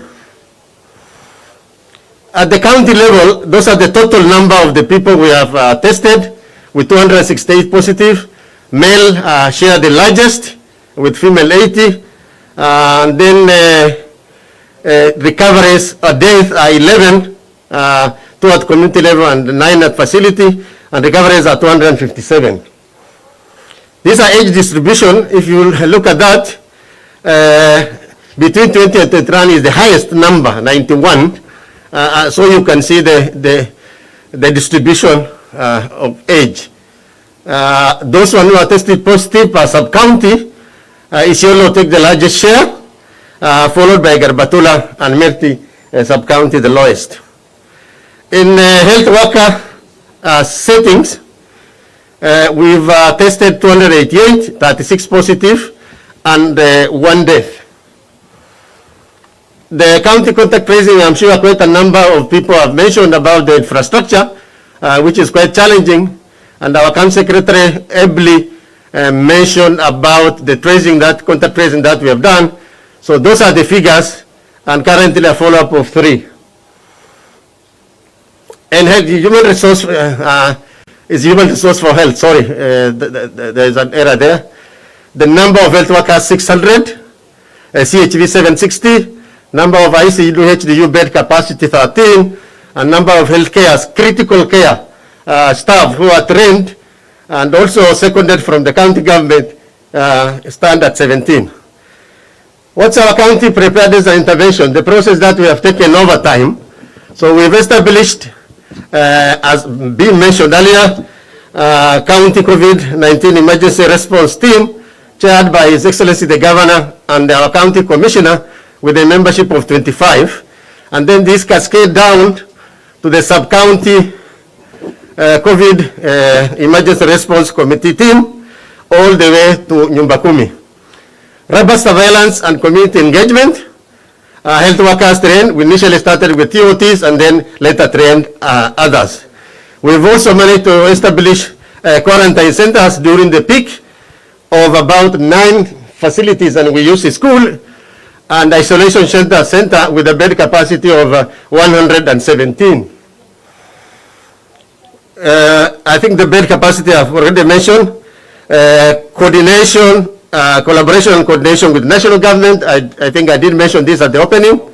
Working in partnership with more than 12 local and international NGOs. There are quite a number, but I've just mentioned the key ones. And establish barriers at entry and exit point where registration and temperatures are checked, particularly when it was at the peak. Impact of COVID-19 in Isiolo County. I started with trade and tourism, and you can see curfews have really impacted on people's engagement in business and transportation. Suspension of the flight, you know very well, nationally and internationally, and also at our small airport. Reduction of tourists, both local and international, resulting in unemployment. In our COVID committee meeting, our able CEC has mentioned several times that we have more than 42 staff, subordinate staff members who have been declared redundancy, and she was even asking for support and food ration. Social distancing transportation, increased fare. The 2 seats, you know the difference, so they increase the cost, which is a burden on travelers. Increase in prices of goods and services affecting particularly the most vulnerable group. Closure of livestock market leading to loss of income. Most of you, the committee members, are aware what happened in Oldonyiro. Reduction in consumption of miraa, a lucrative business in the county, hence low income. You remember you can recall the famous word from our governor about washing it warm water. Stay-home practices reduce customers due to fear of contracting diseases, reduce remittance to family members locally and internationally. You know, quite a number of people are dependent on this, and that has really posed a huge challenge. Decrease in availability of food commodity result in increase of the prices because of lockdown and curfew.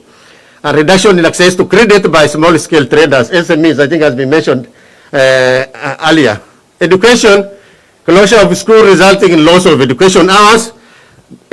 For those ones who will not refer to the resource document, even up to 33 hours have been lost. Loss of employment by teachers and auxiliary workers, especially in private schools, And long stay by students at home exposes them to drug abuse and early pregnancies. Loss of academic year resulting in repeating of classes, dropout from school by children from vulnerable families. I think it was mentioned earlier by some of the people, people who have talked on the video earlier. School closure impaired learning and compound inequality, disproportionately affecting disadvantaged children. You remember very well for most of us when we were discussing about the support of virtual training, those people who are from Bassa and far-flung areas are disadvantaged. Access to distance learning through digital technologies is highly unequal. Health, first and foremost, the death and the illness is a major one. And diversion of resources for reproductive health towards or service delivery towards emergency response intervention. And you know very well the supplementary budget that we've done, and quite a number of other sources has been diverted. Budgetary implication, obvious to PPE and IPC commodities. Food prices. Nutrition status of mothers and children are affected due to increased food prices and unemployment at the household level. And the utilization of essential services at facility due to fear of contracting AIDS. You remember at the beginning, the attendance, the health-seeking behavior changed, although later on the clients started coming. Access to and utilization of vaccine program, the outreach program that we used to undertake has been closed down completely because of the protocol. Mental health issues due to isolation and financial risks. Increased workload, particularly for health workers. We really appreciate His Excellency the Governor and the National Government for supporting us in increasing human resource for health. occupational hazard to health workers. You have seen the number who are positive and we lost one, but nationally we lost quite a number of doctors. Gender and youth, loss of jobs, increased stress and use of drugs among youth, increased gender-based violence at family level, increased crime, especially in Bulapesa, Kambiju, and Kulamawe.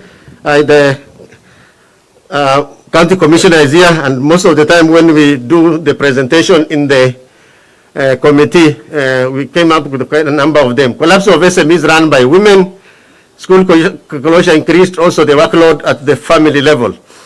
Governance and security system, of course, scaling down of the court activities by the judiciary delayed access to justice. Youth unemployment exacerbate ease of recruitment by militant groups. Al-Shabaab is an example. It's been there, but during the COVID, it increased.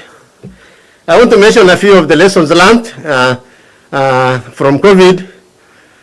One is the health system, just absence of disease and health. System have responsibility to protect people against financial hardship who are receiving care.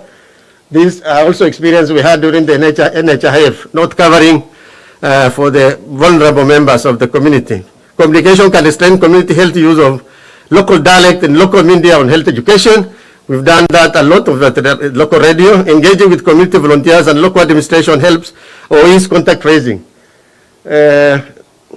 I think CHVs have done a wonderful job. We really need to recognize and appreciate what they have done in contact tracing. Engaging with virtual meeting has also enhanced cost cutting and minimize physical contact. Effective and efficient collaboration with partners is a means of resource mobilization. The pandemic has revealed a vast sea of kindness and benevolence in our Isiolo community. Donation from private sector as corporate social responsibility. I think the committee members remember the old man who donated, was it 30,000 CS? Yeah, for support, and it supported, I think, the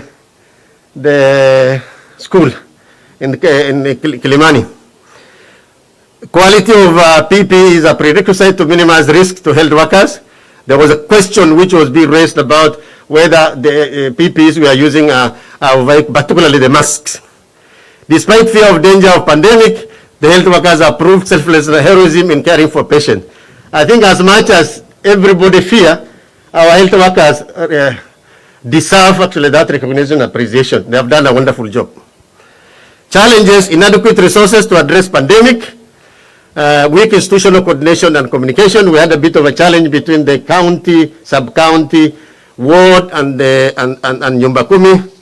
Perception of the communities, about don't care attitude, that this disease is not for us, particularly at the mosque. Clients switching off their phone contact numbers and using fake names and cooperative clients. We've had quite a number of them. Test has been done, and when you look for them to give out the result, you hardly find them. Politicization of COVID-19 response. As we mentioned earlier, it became a big issue, and you remember, most of you, the ICU saga, which has really put a lot of challenges on us in terms of moving forward. Poor infrastructure that undermines contact tracing, sociocultural norms and practices that poses risk during home-based care and quarantine. By nature of our community, it's a bit challenging in terms of quarantine or home-based care because of nature of the houses. So you can really expose the family members to them. No adherence to health and safety guideline protocols in learning institution, social places, wedding, funerals, and political gathering, I think has really posed a big challenge. Is something that we have always been discussing. In terms of recommendation, we're looking at enhancing ICT capacity to improve businesses and learning, promoting human capital development to manage future pandemic and crisis in the county. I think what Abdia, the chief officer, mentioned today is towards improving our capacity of human resources so that we'll be able to address future pandemics, emergencies. Consider an emergency rescue package for business and traders who are hit by efforts of COVID-19 and other in future epidemics. Then improve access to adequate safe water and good hygiene and sanitation. I think it's a IPC component. Promote and support public and community health by increasing installation of hand washing facilities at home, schools, market, and workplaces. Adoption of One Health approach, a lesson we picked from the Rift Valley fever outbreak, where Minister of Agriculture and Minister of Health were working hand in hand. I think Dr. Mungera is here. It's made a huge difference in terms of collaboration between different departments. Provision of instructors such as ICU, HDU and PPs and oxygen in the 3 sub-counties, I think will go a long way in looking at future epidemics. Enhanced county testing capacity. Up to now, we are still sending it to Nairobi for testing. Strengthen learning institution surveillance. Establish robust communication strategy to engage communities. One of the activities that we are undertaking over the last 2 days. Continuous training of health workers, that's capacity building, and strengthen county institution and structures for rapid response and effective coordination. I'm talking about the institution at the county level, at sub-county level, all the way to the lower level. This is just a summary of what I have talked about. Those are the references of the documents that I had, and I want to give opportunity to my colleague. If there is anything that she wants to add on trade and tourism, then you are most welcome. Thank you very much.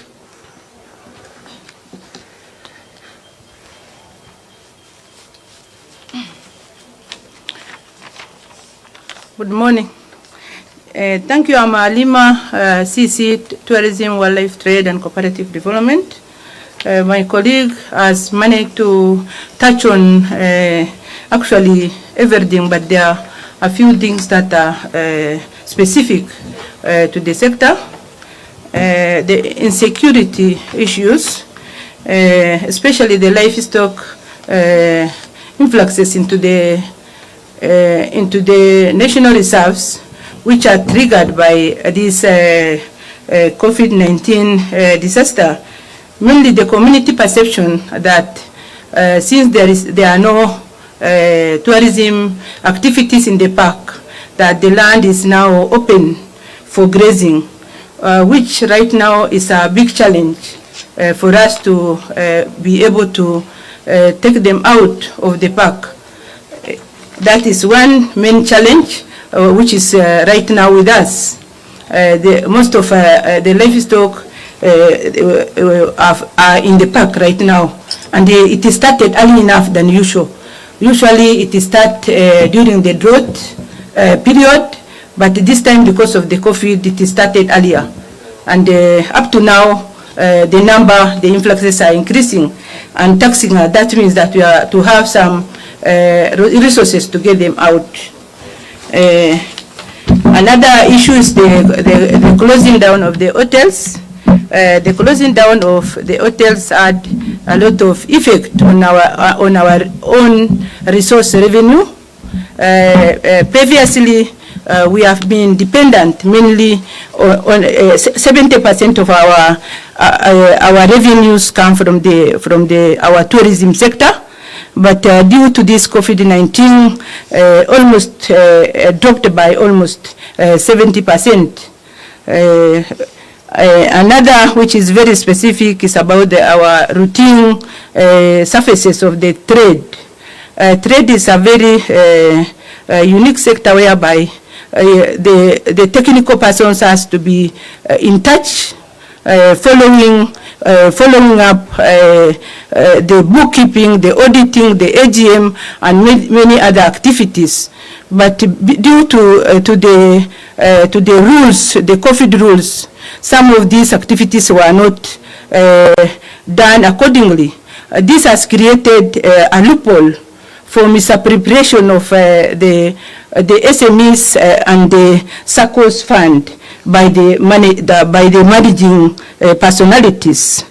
Another one more is the low household income, whereby most of the business entrepreneurs who are involved in the small businesses usually who depend on these businesses for their livelihood are being affected, and that now trickles down to other livelihood, so meaning that they have food insecurity, and even other means of, especially if in the when it comes to the issues of the food and even the payment of the levies, which also definitely trickles down to even in another way to reduction in our own resource revenue collection. So the trade and tourism sector are the most affected with the COVID-19 menace, and I think we are appealing that to any partner and any well-wishers and even the government institution who have some support to come in and support the SMEs, the cooperatives, and also the personalities who are really affected by, especially the SMEs and the SACCOs and the cooperatives. Thank you so much. Well, thank you very much, CC Trade. I think they deserve a clap between, of course, for her and the CC Health earlier for that lucid and detailed presentation on how Isiolo County tackled COVID-19. And he talked about a couple of issues, how COVID-19 affected the health sector, how it affected our general, way of life, and how it affected trade. And I think that's why I erroneously said it's the CC Trade. So that means he's all-rounded, which is a very good attribute. Well, let's just clap for them. Thank you very much. And you've seen the CC Health, presenting some sort of data as far as COVID-19 is concerned. So the question many people have been asking is, how can we put data into use?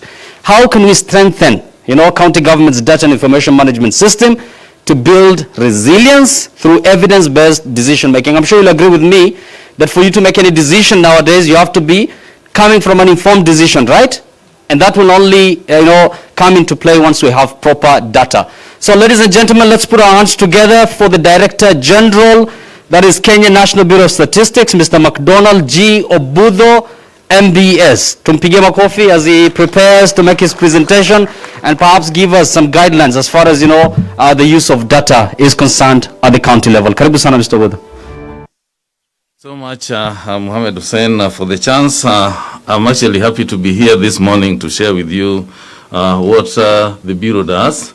And for this morning, I would actually like to say thanks to Your Honorable, Your Excellency, Honorable Dr. Mohamed Kuti, the Governor of the County of Isiolo, for inviting me to be part of this process.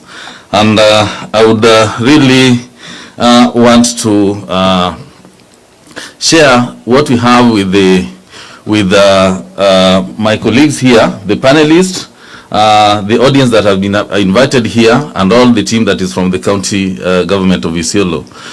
And actually, one of the key things is that Kenya National Bureau of Statistics is a body that is responsible for the official statistics in the government. And so we are aware that the government, the private sector, and all the organizations worldwide have been devoting a lot of resources to fight or mitigate against the impact of COVID-19 that has affected the whole country.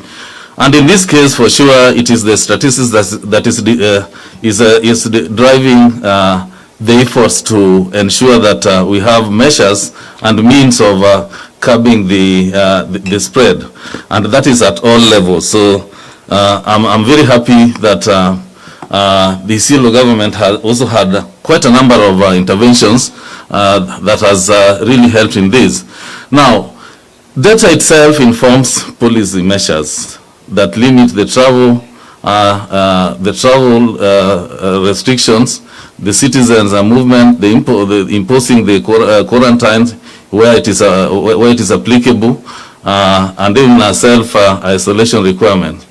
And thus, the statistics that cements or glues together the planning, the policy, formulation, programming and monitoring, and of course evaluation of what is desired to be achieved and also looking at the impact of the same measures that have been put in place. So it is also the thread that needs to gather all development efforts for the benefit of mankind. So it's something that we really cannot wish away. That is data. Every day, human services and professionals in public sector make very complex policy decisions that affect the citizens, and as such, how to improve the services delivery, allocate budget, and respond to the crisis. Increasingly, they use insights collected from massive amount of data. Originally, it was collected by the government for various purposes, and they used to use this to make strategic decisions. But here in the country, Kenya National Bureau of Statistics actually plays a very key role in continually providing the necessary information to inform decision-making process. Now, as a Bureau of Statistics, I alluded to this that I have been invited here to be part of this discussion, which has been going on very well. And KNBS is the principal agency of the government for collecting, analyzing, and disseminating official statistical information. And among the various mandates that we have is also being responsible for assisting the county government or any other institutions in the production of statistics. And this is what I had said earlier, that we really do not need to go through any long process, because it is something that is embedded in the Act. It is a question of ensuring that it's executed. One of the ways to do this is really to just come together and get this support from us. And I'm happy that Your Excellency, you had already alluded to this, that we need to work together. To have this one done in a very seamless process, we do need the involvement of the Council of Governors, Secretariat in this, so that we are able to get all the counties coming together, so that that is those who are coming from the various statistical units that have been established within each county, so that we are able to offer training that would make better the work that you're doing at the county level, because it is about the capacity building. The numbers that you have, maybe to be in charge of your data, might not be able to take care of all the areas of statistical production as required. And so capacity building and of course working together from time to time would be very, very useful. And that's where I see the COG coming in handy to help in this. Now, the other thing that we are doing is also to come up with the regulations to implement the Act, the Statistics Act that was amended in 2019, so that we are able to fully execute the mandate of the Bureau. And through this process, the county government will really benefit on the same. In discharging its responsibility, KNBS usually conduct household-based surveys, population and housing censuses. We have census of industrial production, we have census of agriculture, and we are using also the administrative data that is available from various institutions. We also undertake the other surveys that are related to administrative data. You know, there are only three ways of generating data. You either have surveys, or do a population and housing census, or undertake the data collection arising from the administrative data. So all these areas, we are very strong in that. There are a number of occasions that we are able to provide data at the county level. In some cases, we go to a very low level, up to the sublocation level, but in sample surveys, we would be able to provide data at the county level, which we have already been doing in the recent past. And this is something that will continue. Now, in that case, when we talk of the household survey sampling frame, which is updated after every population census, it is to help in undertaking surveys for the next 10 years. And the kind of frame that we are developing would be able to be sufficient to the county governments also to undertake their studies even at the county level, not necessarily relying on what we are producing. If you have a topic of interest, you simply need to liaise with us, come up with your design, and of course, if you share with us your objectives, we'll be able to help you come up with a questionnaire that can help you undertake a survey in a topic of interest, so that, because the frame is elaborate, and you know, this is one advantage that you need to take. You do not need to start coming up with your own frame. It will be very complicated for you. It is scientifically developed, and it is able to provide for reporting of data at the county level. So it is really sufficient to the extent that it will serve your needs. That is for the purposes of the household-based surveys. But even for the established based surveys, we have the business register, which is looking at all the formal establishments and enterprises in every part of the country. So counties included here, which again would be very useful if you are to go this other direction of data collection using the establishment. And of course, we have our outfield offices everywhere in the country, which should also be of help in terms of the kind of work that you are doing. And our professional personnel who are at the headquarters, both the headquarters and the counties, coming together would really make the work of the counties easier. In terms of collaboration and partnership, given the wider ranging demand and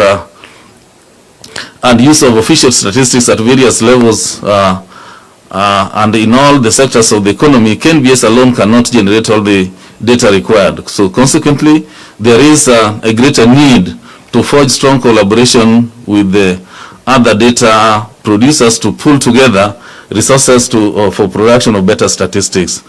And to this end, KNBS is in strong collaboration with other data producers to really generate the statistics that is required. So we have come up with what we call the KSDS, that is the Kenya Strategy for Development of Statistics. It is a document that brings together all the users and producers of statistics, so that we look at the statistical program in all those units, budget them, put them together, arrange them in a way that they can be, the activities within those plans can be undertaken in a sequential manner, so that over a period of time we are able to realize the goals that we have. Now, this process is not limited at the national government. It brings together all the 47 county government to be part of this, so that we put everything together. Remember, one of our mandates as a Bureau of Statistics is to coordinate the national statistical system, which again encompasses all the units that are meant to produce or generate statistics. So this is a very important area that I would really encourage the collaboration with the county government. We all know that statistics are shared function between the national and county governments as per the constitution, and counties are expected to establish the statistical units. And as I had mentioned earlier, the key thing that is important here is, first, are they established? The next thing, are they capacity built? This is where we come in to really help you in capacity building. And then beyond that, we'll be able to help you work together and identify all the areas of data that you are able to generate, so that you can have a complete socio-economic statistics database, which you'll be able to use to help in mitigating some of these calamities that we are talking about today. So we will continue also providing the baseline statistics data at the county level, because when we do a national survey, and we are aware that a number of services are actually devolved, then it will not serve any purpose if it is just done at the national level. We need to break them down and report them at a lower level so that the statistics can easily be used by various users. So this one we do in quite a number of surveys that we undertake. One of them, of course, is would be the census, which of course we have done. And then we have other areas that are giving us a lot of data. We have the Kenya Integrated Household Budget Survey. The last one we did was in 2015-2016. The data is still very, very useful because it is even providing the poverty data. This is very key for all of us. And using small area estimation approach, we are able to report at much lower level beyond the county level. So then we also have the Kenya Continuous Household Survey Program. It is an ongoing program which is very, very important because we have noted that doing so many surveys against the little resources that we have is not very, very possible. And so we resorted to using an integrated approach where we bring together a few modules in different areas and conduct surveys, a survey that is running a whole year. So every quarter we are doing data collection for a whole month. We go to the next quarter, we produce data for a whole month. And this is to take care of even the element of seasonality for those variables that would change with the season, like even the production of agricultural crop, which will actually depend on season. We are able to capture different seasons within the year so that what we report at the end of it all would be able to reflect the situation as it is on the ground. So it is something that, again, the county governments can easily ride on this. We would want to make it very stable so that you can bring a module or two to be applied here for you to generate some statistics of interest. That is very key. The other areas of surveys that we undertake, the demographic and the health survey, the DHS, you know, this is a survey that we normally do after every 5 years. It is long overdue. We are meant to do the next one this year. So right now we are sourcing for funds to help us do that. If this is done, you will get quite a number of health indicators and demographic ones that are going up to the county level, and you'll find that also useful. Then we have labor surveys. We have been doing them separately and also under the same program of the Continuous Household Survey Program, and this is still continuing. Then beyond that, I would say that I had mentioned this when I was reacting to some questions, and this is on the county statistical abstract. Ladies and gentlemen, this is one important report that really would require the involvement of the county government and ensure that you have it in place. And as I can tell you, you do not need to reinvent the wheel. Already, we had done the first set in 2015, and we shared those reports. I'm very certain that you have them in your offices at the county level, at the county government offices, because we produce a number of reports, a number of copies, and shared. Now, that formed the basis of coming up with the county statistical abstract. But then, as I said, there are counties that have gone ahead to make improvement on what we did, because when we started, data was not enough. But over time, we are getting more data. And again, the series were not complete for 5 years. You only had 2 years at the beginning. But now, when you have an abstract, you'd want to have a series of at least 5 years so that you are able to see the trend properly. So this is, again, something that we really need to work together. As I said, the Laikipia one is already on our website. The Makueni one is also on our website. And I can offer a copy, a hard copy, which I have today, from Makueni County, so that you appreciate what has been done. And you can take off from there. Any issues that are there, we'll be able to resolve them as a team. Now, I'm just about to finish on this, and let me reinforce the need to ensure that we collaborate as a team to ensure that we are able to produce data that can be used at the county level with a lot of ease. So I would not tell you so many of the programs, the products that we have. If you just go to our website, the www.kenbs.or.ke, you'll be able to see quite a number of statistical productions that we have, which again you'd find them very useful. But one thing that I would need to quickly mention, because collection of data is very expensive and you require a lot of resources to undertake that. One thing is that there is the big data, which we need to explore and see how best we can use.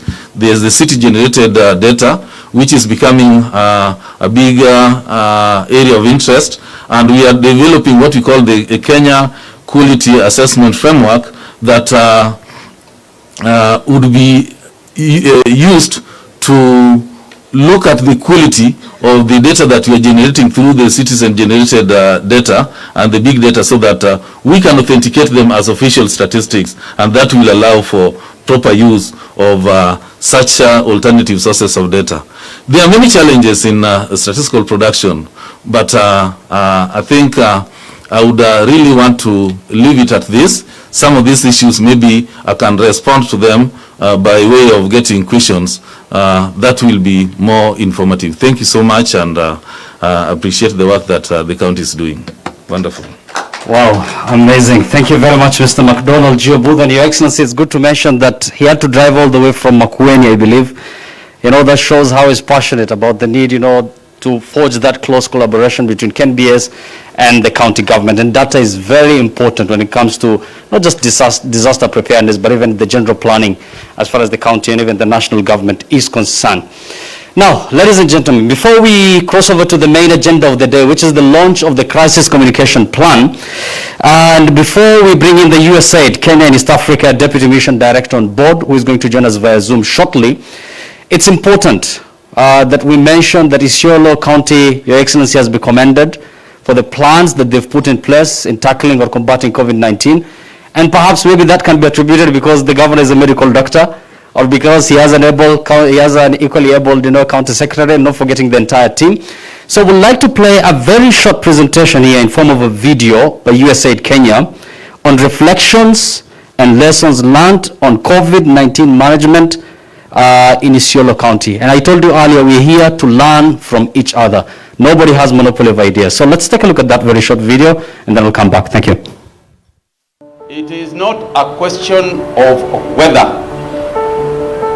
It is not a question of if we are going to get a case in due course. It was a question of when. And members of the press and fellow Kenyans, I want to inform you that the Ministry of Health has confirmed the first coronavirus case in Kenya.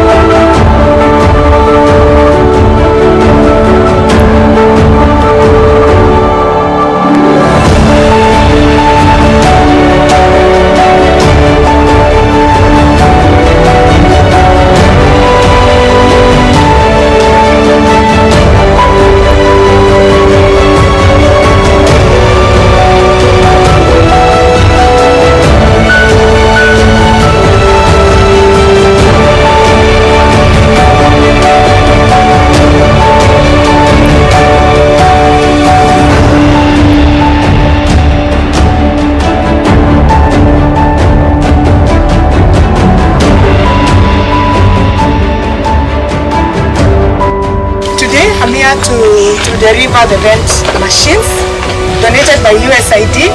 On behalf of USAID, we have delivered 4 vent machines. I really want to take this opportunity to say a very big thank you to USAID the people of America for supporting Isiolo County as one of the special counties that has benefited from these 4 ventilators.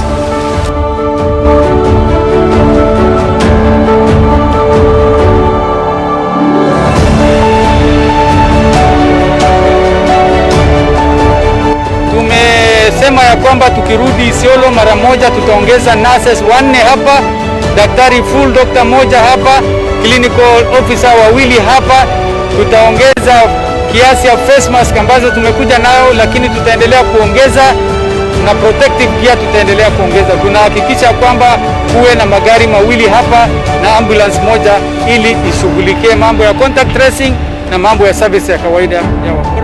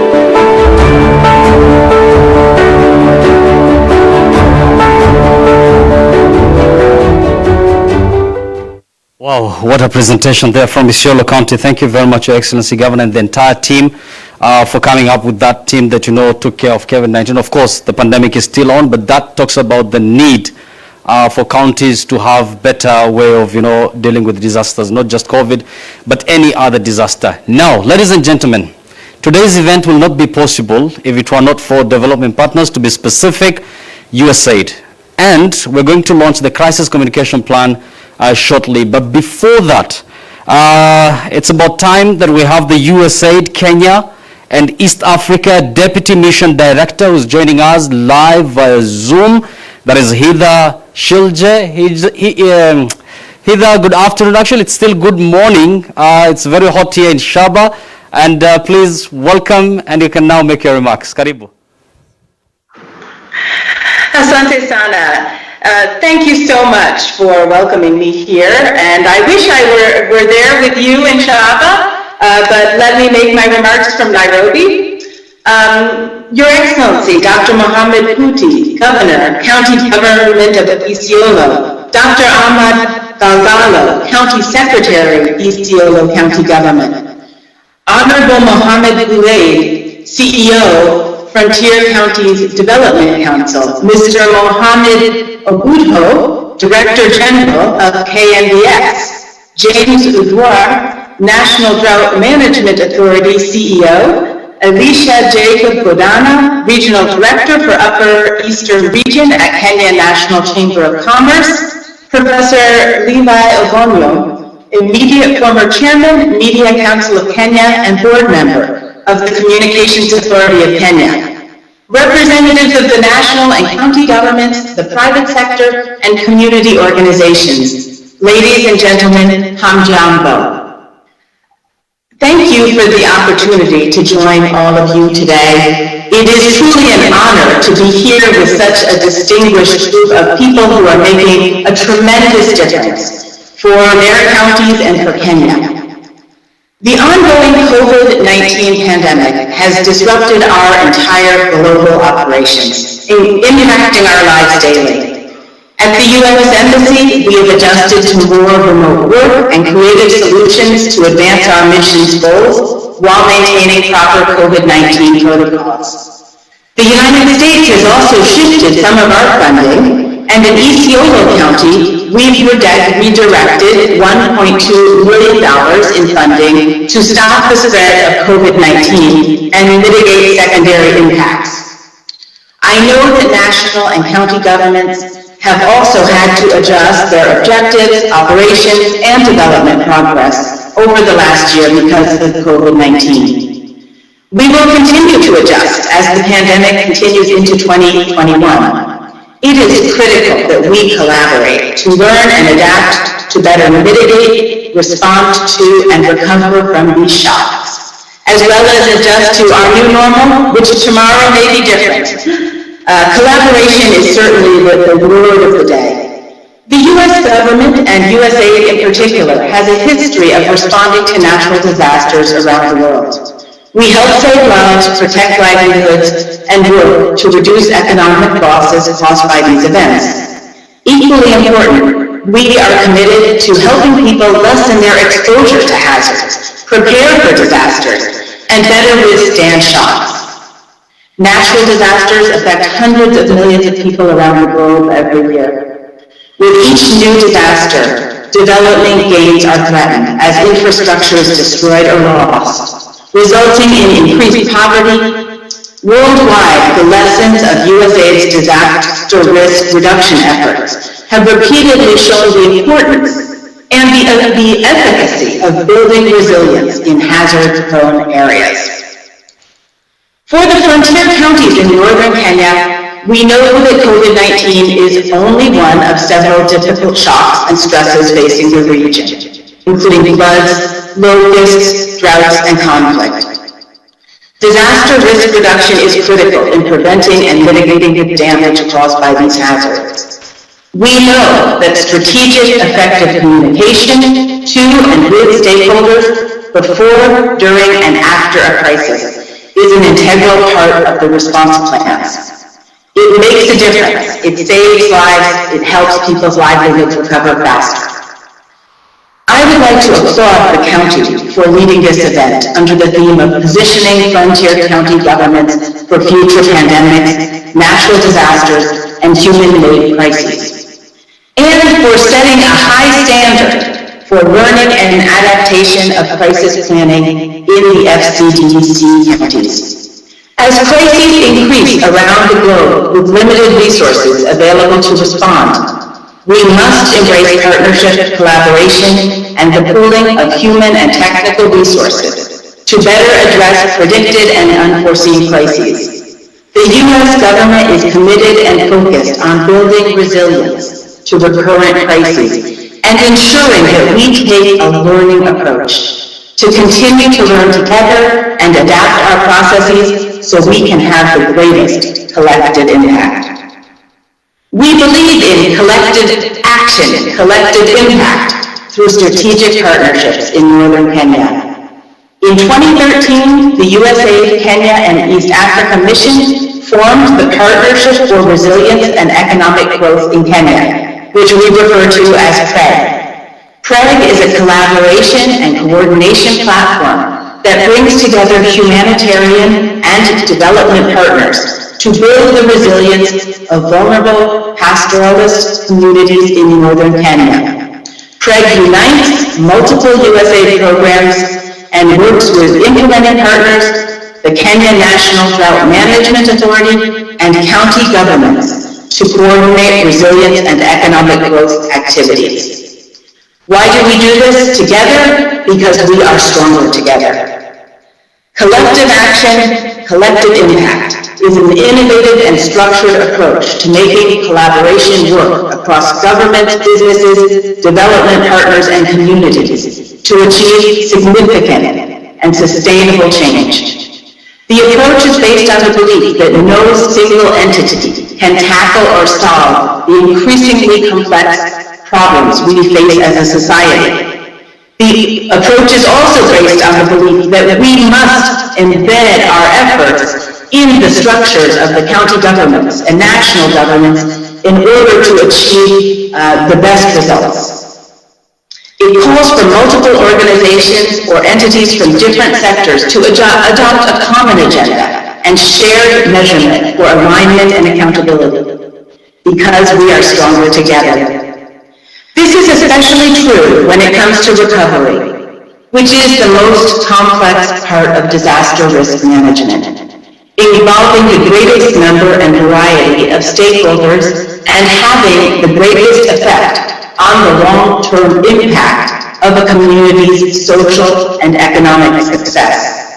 To achieve inclusive disaster response, there are numerous relationships that must be formed and dependencies that must be fostered between the national and county government level and also among development partners, the private sector, and local communities.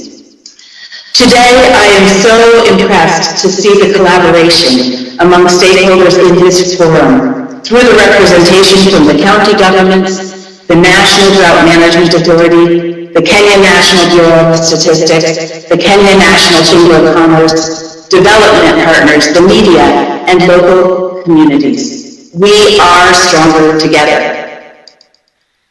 Positioning the County Government of Isiolo to efficiently manage future crises has required the collaboration of all stakeholders to put in place adequate structures for and linkages between the systems, strategies, and plans.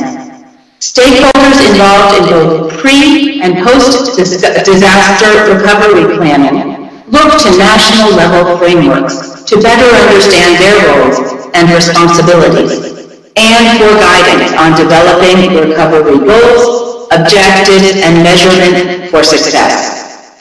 To support the County Government of Isiolo and other frontier counties to efficiently manage future crises and disasters, we need all stakeholders to continue working to get towards prioritizing and strengthening early warning, preparedness, mitigation, and prevention. Also, integrating preparedness and mitigation with disaster response, early recovery, and resilience. Also, supporting diversified, resilient livelihood strategies. Also, strengthening strategic communication and inclusive disaster risk reduction through community and stakeholder engagement. In order to apply the collective action, collective impact approach, we must all do our part to support each other and the frontier counties so that the counties can efficiently manage future crises and disasters.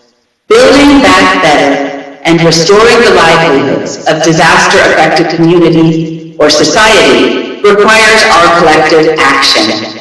And I'm sure you all know the old saying, if you want to go fast, go alone. If you want to go far, go together. And that is what we have been doing here under the leadership of the county government and national government and with the close collaboration of communities. And we need to continue that.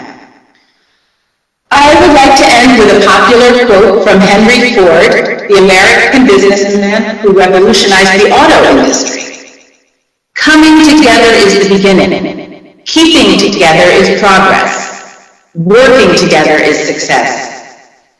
We are stronger together. We thank you for working with us and including us in these important endeavors to benefit all Kenyans.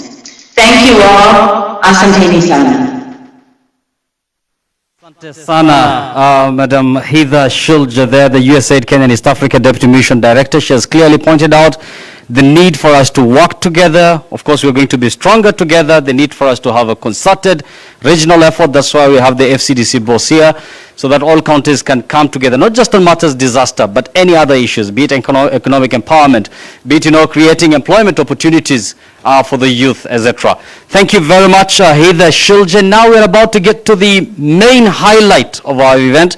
And ladies and gentlemen, let's come together, welcome the Isiolo County Governor, Dr. Mohammed Abdikuti. So that is, he makes his remarks before we launch the main communication plan. Tumpige makofi as he makes his way on stage. Of course, he is a professionally trained medical doctor, the prestigious medical school of, that is the University of Nairobi, and is also the second governor of Isiolo County. Karibu sana, Excellency. Asante na karibu, ketini chini tafadhali.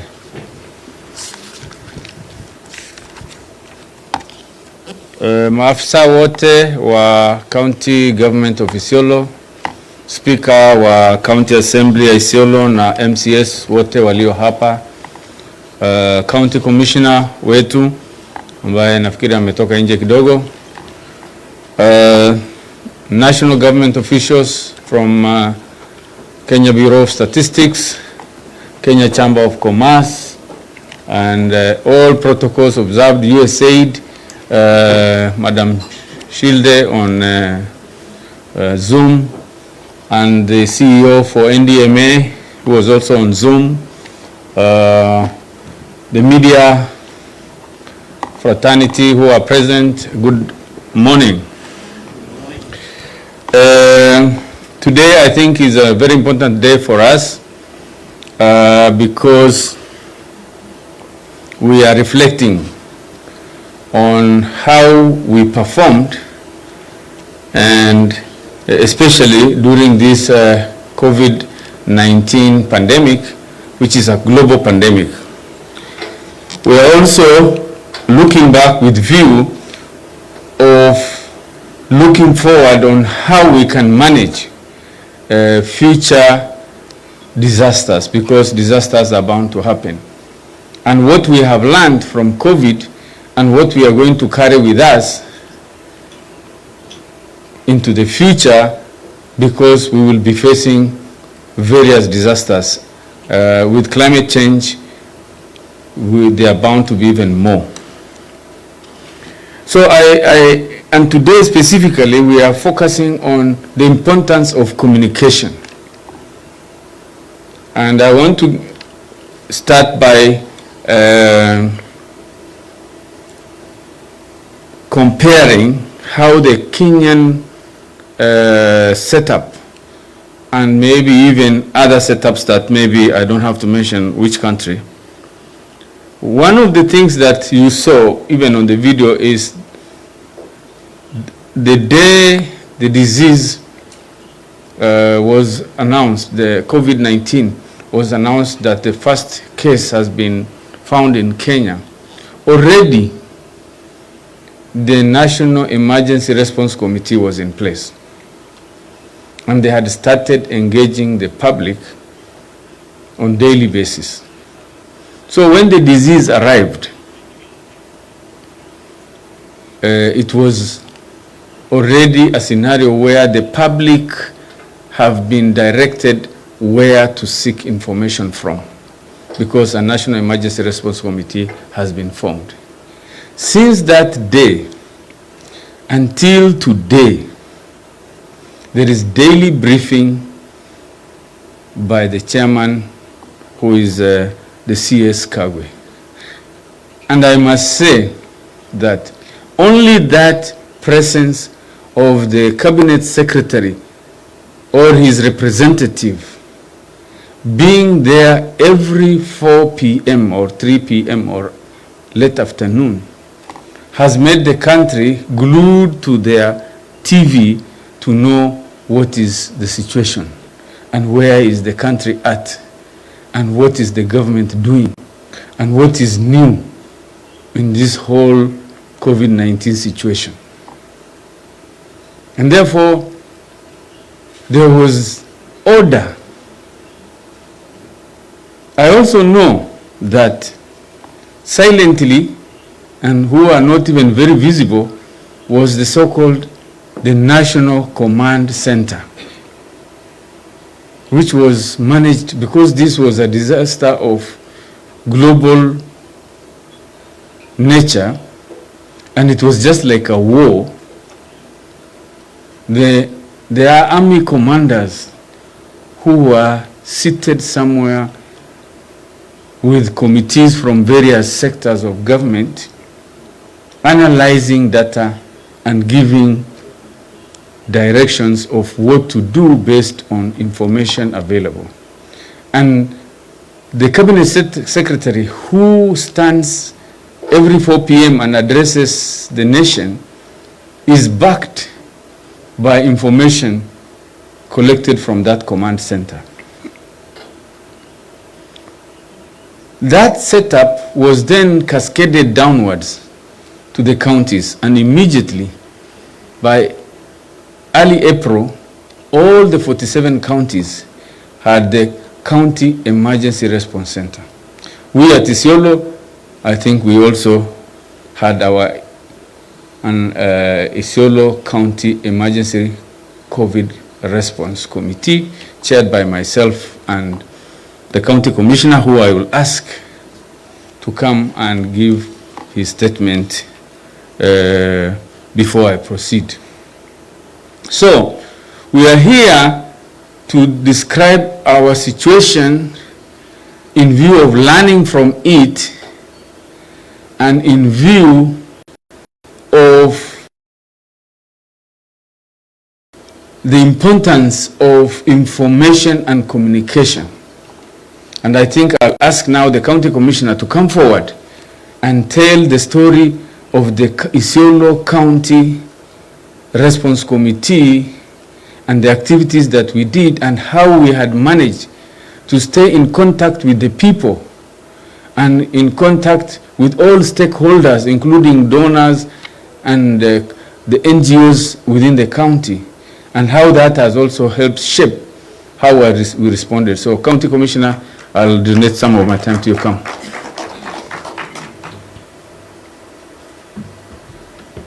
Since we have been co-chair, you know. Yeah. Thank you very much, Your Excellency the Governor. My name is Herman Shambi, County Commissioner Isiolo.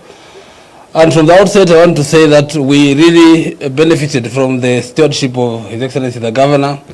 Him being one of the members at the national level, he brought a lot of experience. And of course, being a medical doctor again, we also really benefited from his wealth of experience.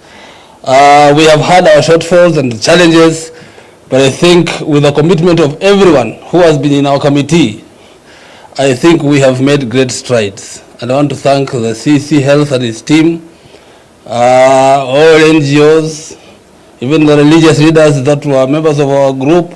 I think we have done all what we could. The only challenge remains with our people. And sometimes I think we have to put our people at the center of everything. Bado wengine wanasema hii ugonjwa ni siasa, serikali ya kutafuta pesa. In fact, I shudder to imagine what will happen after now the chanjo arrived yesterday. Watu watasema sasa dawa imekuja, tutaacha hii makuvaa hizi mabarakoa. But at the back of their minds, everybody knows that this thing is there. And we want to thank those who are keeping faith and are still social distancing, putting on masks and washing their hands. Still, we have our children in school, and we are happy up to this time we have not had any adverse case. Lakini watoto ni watoto. Sometimes when I go around schools, you find some without barakoa. Why is your barakoa? Iko kwa bag. Innocently, you know, our children. But we want to thank our team. We did our level best. In fact, we really touched base with Wananchi. We used to go around even the market center talking to people, and most of them followed what we were saying. Going forward, I think we have lessons that we have learned, especially this what we call in national government, one government approach, using everyone with his or our own experience. And we know that resources are limited, so we want to use what somebody called the miniskirt approach of using the list we have to accentuate the most. So far, so good. But we still have a long way to go. We still have to tell our people, by coming of chanjo does not mean that this disease is gone. We still have this problem. But now coming to the plan that the governor will launch later on, I think I'm so excited with what's happening, because even in security today, we have what we call a paradigm shift from state-centered security management. You know, sometimes we used to look at the state and its survival. But today, since 1994, after the UN declared that human security is also very key, we want to look at the individual level, at the trees for forests and not forests for trees. We want to look at each and everyone, how secure he is or she is. And I think that's why we came with Nyumba Kumi, community policing, because we want to put the public at the center stage of security management. As a county government of Isiolo, I'm, I think, also excited by what is happening. Some of these things go a long way in ensuring that we forestall some of these disasters. Putting a lot of boreholes in various places. You know, we have a big water scarcity in the county. What we need to do is now to ensure that that water is free, because we are realizing that commercialization of that water sometimes brings also conflict. Because wenye ng'ombe mengi ndio wanaletwa kwa sababu wanatoa pesa nyingi, wanakuja hapo. Na ng'ombe zikija hapo lazima zikule. Unaona inaanza kuleta conflict ya pasture and what have you. So I think if we bring that situation to ensure that water is free for everyone, nafikiri mambo yatakuwa yametengenea kidogo na kuendelea mbele. Again, the Community Land Act and the initiative that is coming up. You know, kitu chako ni chako. You take more responsibility. You account for it more closely if it is yours. Lakini kama inakaya what in Tanzania they call it shamba la bibi. Shamba la bibi, shamba la nyanya. Mtu akiingia tu anachukua ndizi na kupita. But if you own it, you become more responsible and use it more responsibly. So I think again that act, the implementation of that act is going to help Isiolo be in the right state. And I think sometimes mambo ya disaster management is not a ready-made thing that you can apply anywhere. It's not a cookie cutting machine that can be used replicated to all counties. I think every county or every place has its own peculiar situations which call for homegrown solutions. Sometimes we bring things from the top. Yule mwananchi ako chini huwa hatumhusishi. Yet they have all their own coping mechanisms, however somehow faulty, however limited, but those are their their own mechanisms. I think it's good to build on those mechanisms and capacities so that we can fight this problem better instead of bringing things which are foreign. For example, as national government, when we have floods, tunaambia wananchi mhame. You know, that thing is very difficult. Unamwambia hame aende wapi? Have we ever asked that question? Ana hama anaenda wapi? But we have to say it because kama maji imejaa, that's what we have to tell people to move. But it's a very difficult thing for somebody to leave his house or her house to move elsewhere. So we have to put at the center those who are involved, the wananchi themselves.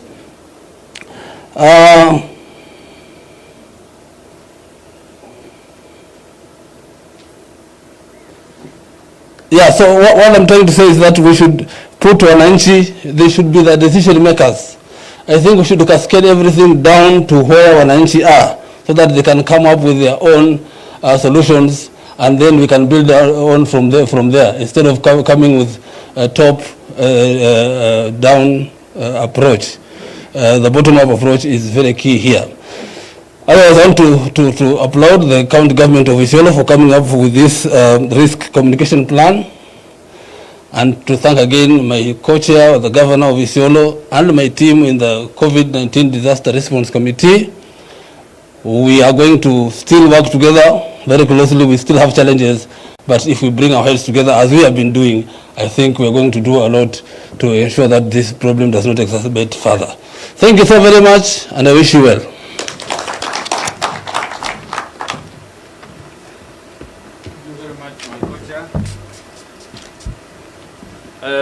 I will be a sort of an MC briefly. I also want to recognize and ask the Speaker of our County Assembly, who has been also with his team of County Assembly members, have been very supportive, and together we have managed to push this county forward, especially during this trying time of the COVID. Karibu, Bwana Speaker.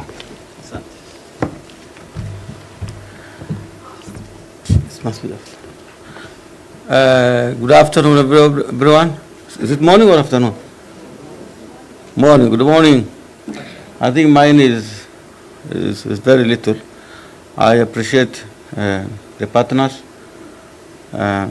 USAID, FCDC, Communication Commission, the governor, the executive CECs, the chief officers, members of county assemblies who are here, na wengine. I think mine is very little. The role of the county assembly are three. Very simple. One is legislation, representation, and oversight. And as a county, one of the things we have achieved over this period of, I think, 3.5 years is that ability to work together as a team to ensure that we give service to our people. We know this is not, the northern Kenya is conflict-prone zone. And there are also conflict within the institutions because of the various background people have. So as a county government, we decided to work together, and I think we have made a major step. We are the first county which has passed the municipality charter. You can see the development in the municipality. We did disaster risk management policy among the first counties. The cooperation, we passed the legislation on FCDC. I think any time the county executive requires any emergency policies and regulations, we do them timely, and that's our response. But I call upon the FCDC counties. I think we have a huge responsibility as FCDC counties. While we have the natural and global disasters, we have our own disaster. And this is conflicts over grass, over water, unnecessary killings. This is the worst disaster. I think more people have died of disaster related. We have more disaster killings than the people who have died with COVID over this period of time. So there are dangers at home that we have to tackle, are very serious. I think as an FCDC, you have seen in the BBI, there are changes in the county that now we have to align our thinking. How the Kenya will be run in the next 10 years. If we don't program ourselves, then I think we will be displaced. So these are disasters related to all this, and how we are going to tackle is very important. Our way of life must change, and there are people who talked about the finance system in Kenya. It is not supporting our region. We have special disasters, then there is Public Finance Management Act which you have to follow, which they do an audit, and an auditor will check on you. There are people who want services, then you say no, there's no money, we have to do supplementary budget. And I think I will ask the governors of Northern Kenya to probably look into the public finance management system in relation to the cultural and the social fabrics of our society. It is totally against us. These are areas we have to look into. On the issue of disasters, other emerging disasters, as county assembly, we shall work with you, and I think, Mr. Guled, you are very close to us when you wanted the bill to be passed. And I've seen you are very slow now in bringing us together. I hope you are going to work on that, probably. I know it's difficult. There are conflicts around here. And there's also another major disaster in this region, a very hidden one, a silent one. And this is the animal product. We have doctors all over this, injecting camels, injecting goats. And I'm telling you, those are the veterinarians, the medical doctors who are here, the effect of that. And probably that could be the cause of an increasing, cancer cases within this region. We are not very sure, not scientifically documented.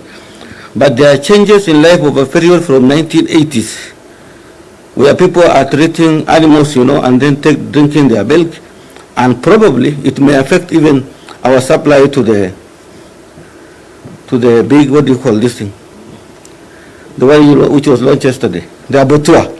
Probably our animals will not qualify because of what we are doing on the ground, that no meat will be accepted in that abattoir. And it's a silent killer, I'm telling you. So these are some of the things, silent disasters within the community we look at. But otherwise, thank you so much, and trust us that any legislation that is required, that the county assembly is up to it, and we are going to support the county government. Thank you.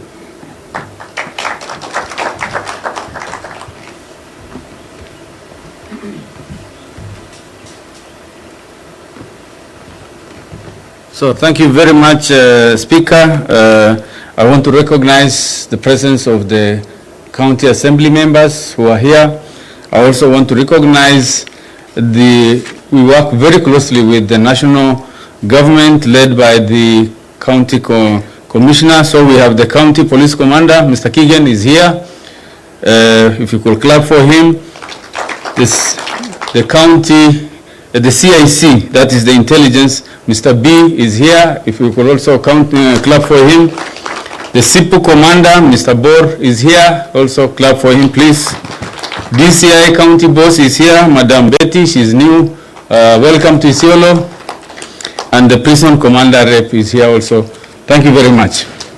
So I have a long speech to read, and then maybe if I have time, I'll make a very short personal comments. So I've made recognition of all present, including my staff. The CCs are all here.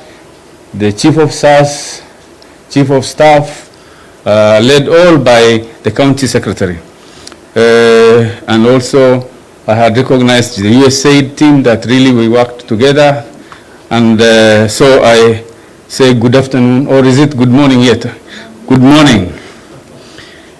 Distinguished ladies and gentlemen, many countries across the African continent face recurrent complex emergencies with rapid population displacement, frequent food insecurity, cyclical drought, and sudden onset of disasters such as floods.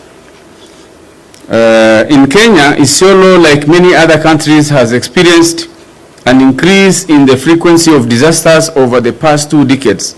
These disasters are driven by climatic change occurrences and natural hazards such as droughts, food insecurity, floods, landslides, strong or heavy storms, and human and livestock disease epidemic outbreaks. Coupled with man-made disasters such as conflicts, human-wildlife conflict, land conflict, fire outbreaks, transport accidents, terrorism, and environmental degradation, destruction of infrastructure, all these divert planned use of resources and interrupt social systems and economic activities. These disasters are a key impediment to sustainable development. You all know that COVID-19 pandemic caught us and everyone globally unprepared, and it disrupted what we have for long perceived as the norm. At the onset of the pandemic, County Government of Isiolo put in place broad-based multi-agency, multi-stakeholder collaboration and coordination structures. We had county COVID-19 emergency response committees at the county, sub-county, wards, and sub-locational levels. We also set up a technical secretariat at the county and a disaster surveillance team at the County Department of Health. This was supplemented by sector-based technical working groups, and also a network of CSOs that are working in Isiolo were engaged. Through these structures, the county was able to plan and budget, track and document cases, mobilize and respond to COVID pandemic by sensitizing the public, training healthcare workers and key segments of the community, availing personal protection equipment, establishing and equipping isolation, quarantine, and critical care, that's ICU and HDU facilities, internal and external support. As we reflect on the COVID-19 pandemic management in Isiolo, we need to critically think on the application of data analytics to strengthen early warning systems and support relief efforts for communities in need. I recognize the presence of and the critical role of Kenya National Bureau of Statistics in providing information for decision making providing county governments, the private sector, and development partners with timely, relevant, and reliable data is one of our most important priorities to ensure that emergency relief is distributed without cognitive bias. A major challenge during the management of COVID-19 pandemic has been the spread of fake news and misinformation, especially on social media. Strengthening Isiolo County data and analytical tools will expedite sharing of information, streamlining response efforts, and tracking results for future crises, because in times of disasters, people will seek for information wherever they can find it. And in most cases, they can be easily misled. Positioning our county for future pandemic will mean the use of data analytics to guide our preparedness and response effectiveness to ensure that the people in greatest need receive help. It will mean that we work together with other key institutions like NDMA and Kenya National Bureau of Statistics to develop locally based tools and share data as we gather it, and having analytics as a normal part of disaster management process. Experience from history has demonstrated the value of emergency response planning to meet the exigencies of disasters. Although no abstract plans are ever likely to match specific circumstances that suddenly confront disaster managers, such critical crisis communication plans provide a vital starting point. Without a plan, panic and paralysis may set in if disaster strikes. In such a situation, the first stage in the management of a disaster, that of giving outline direction and guidance within a tight time framework, can easily be slowed down without a clear and unified communication infrastructure. Meanwhile, the crisis escalates and may become increasingly difficult and expensive in terms of lives and resources to resolve it. I wish to appreciate the fruitful deliberations and candor that you all have contributed to the development of the Isiolo County Crisis Communication Plan. As we mark the end of a week-long meeting on the consolidation and production of this plan, I wish to commend you all for having made time out of your busy schedules to attend this important event of unveiling this plan. I hope that these meetings have been proactive in coming to grips with the importance of the county crisis communication planning process, scenario building and linkages to contingency plan development, disaster risk profiling, and prioritization by the sectors. I am duly informed that in your deliberation you set out to consider risk or hazard inherent in the county and to arrive by consensus at a workable solution to the current situation. Your vigorous participation in the discussion reflects your commitment and desire to develop and belong to a sustainable contingency program. Through your concerted efforts, you have created a framework for the proposed plan. Kindly accept my congratulations for the excellent results you have showcased. Emergency planning provides strategies for disaster management with a focus on effective preparedness, response to disasters and emergencies. In the past, Kenya has experienced many hazardous and emergency events that have led to the loss of lives, displacement of people, and property destruction. This plan builds on our experience with the new initiatives, aligned and technological advancements. It sets out standardized function of various actors on how to handle the hazards and disasters. It is linked to and anchored on the national plans, strategies, processes, and systems. Planning at national, regional, and local levels is thus critical to save lives, protect livelihoods, and strengthen recovery from disasters and emergencies. The plan is aligned to the strategic objective of the county contingency plan and auspices of the Ministry of Interior and coordination of national government and national treasury to protect the social, economic, and political pillars of our county. This plan and standard operation procedures provide clear leadership, command, control, and coordinated approach to disaster mitigation, prevention, preparedness, response, and recovery. Therefore, this crisis communication plan will provide a strategic, operational, and tactical guide for the County Disaster Risk Management Unit, government agencies, and private partners during emergency incidents in this county. I wish to appreciate the National Drought Management Authority, NDMA, and other national disaster management authorities are critical in Isiolo County's plan to roll out national level risk reduction priorities to underserved or remote communities. Positioning Isiolo County for better disaster management in the future will mean working with NDMA to strengthen last mile early warning information channels and systems, including through traditional methods and low-tech, locally sustainable approaches. With a crisis communication plan in place, we will strengthen the county steering group communication of disaster warning and information to remote or underserved communities. The overall structure for emergency preparedness and response in Kenya is set out in the revised 2020 National Emergency Response Plan. This provides an overview of the arrangements for the systematic, coordinated, and effective delivery of emergency preparedness and response at all levels, from communities and first responders working at local level, at sub-county and county levels, and national levels in the provision of operational and policy direction. Counties play a critical role in the national emergency preparedness and response arrangements set up in the National Emergency Response Plan, and Isiolo County is required to develop and implement its own county crisis communication.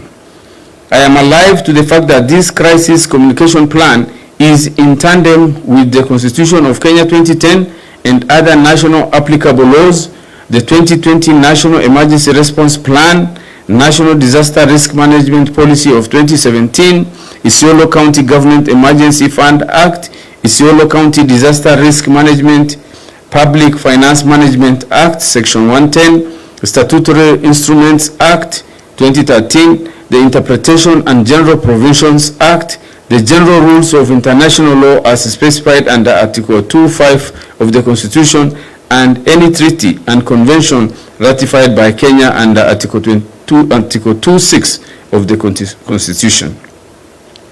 I can proudly say that my government will put in place the first crisis communication plan into action at the onset of a crisis, and it will help us to communicate a broader message to employees, Isiolo residents, third-party vendors, key stakeholders, and anyone else associated with the Isiolo County Government who should be made aware of the crisis.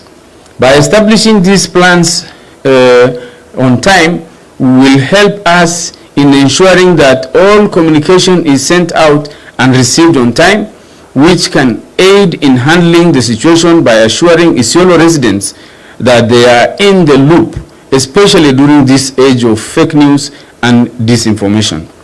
By having a record of our crisis communication plan, we can reflect on our crisis management efforts and ensure they are as effective as possible. Although different crises may trigger the implementation of the plan, a communication plan's general use remains the same to ensure everyone has access to the right information at the right time. Once a communication plan goes into effect, we are also able to monitor media coverage and ensure the public receives the correct information more easily. The media and communication can build resilience by making technical information more accessible, addressing social norms and perceptions, supporting people to evaluate their choices, facilitating dialogue, prompting positive decisions, and influencing power. Disaster risk reduction and resilience is a collective effort, and the media play a critical role in it. Public education and awareness and effective preparedness, warning, and quick response through the media makes it a public and social informing tool to increase resilience during post-crisis very effective. Communities that have smart and thoughtful media are prepared to deal with all kinds of crises more conscious, and they also act smarter against disasters. The media is a trusted source for providing accurate information about the severity of the crisis and the related facts to give people the power to make correct decisions. When a crisis hits, how we respond in the first 15 minutes can make or break our government and your reputation.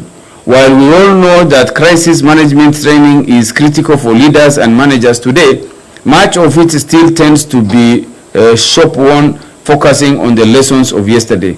The new climate of ultra-urgency is rarely emphasized sufficiently. Today, immediacy is key, and yesterday we had the luxury of time.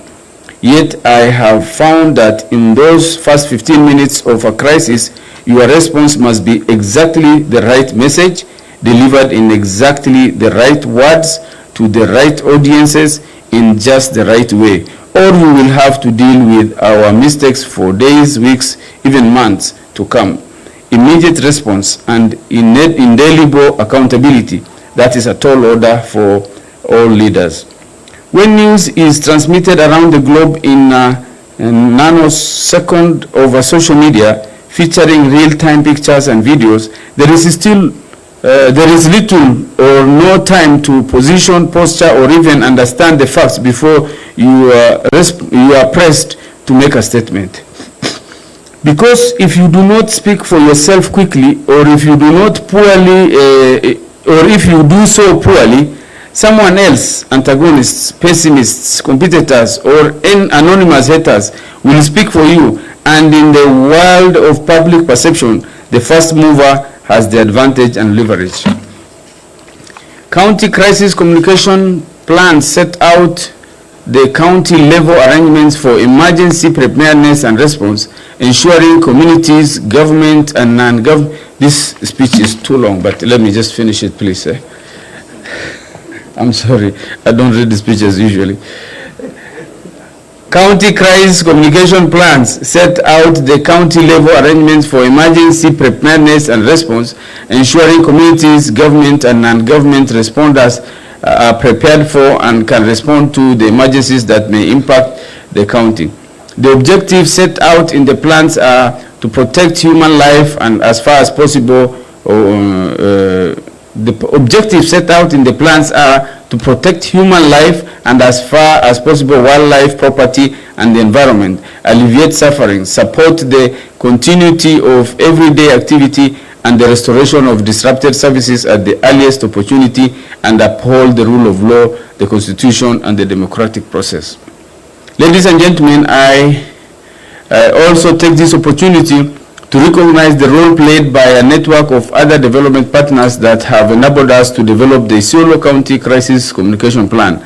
We are very grateful to the United States Agency for International Development, USAID, through its Resilience Learning Activity, RLA, for supporting this process and policy.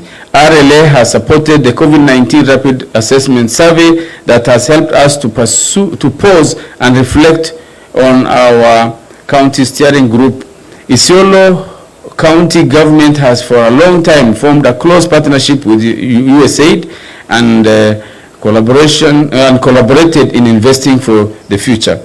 I am aware of the ongoing plans that USAID, through its program led by RLA and Nawiri and Kuza, are working with our county communication teams to put in place the first knowledge management and communication strategy. Knowledge and investment operations are inseparable and must be leveraged for development effectiveness.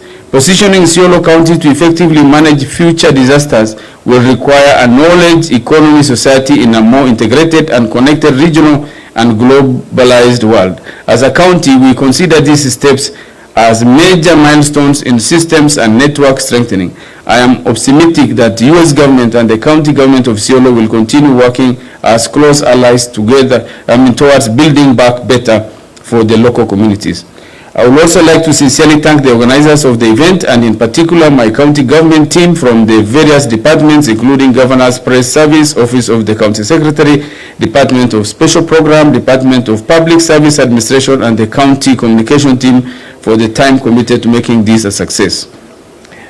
Ladies and gentlemen, the approval of this plan as a as a county working document authorizes the county disaster risk management unit to implement strategies and activities therein with other government agencies while collaborating with other stakeholders and development partners.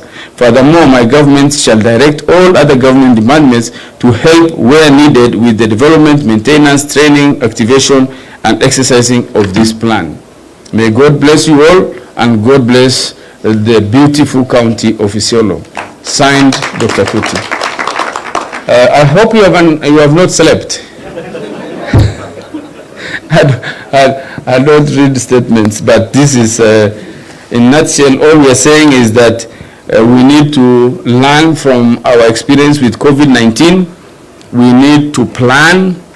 We need to create an information center so that people can get informed as early as possible, because if you don't do so, other people will misinform.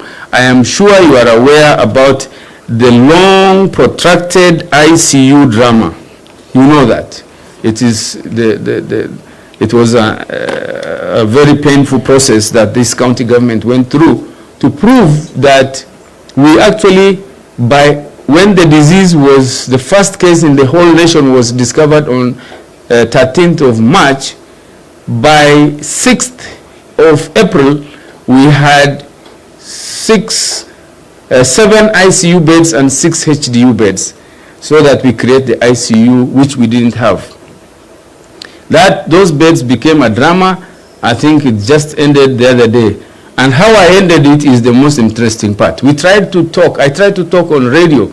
I tried to say these beds are there, they are genuine, they are there. And every time it says the beds are not there, or rather they are not working, or they have been brought from another private clinic and for showcasing for cameras and then taken back.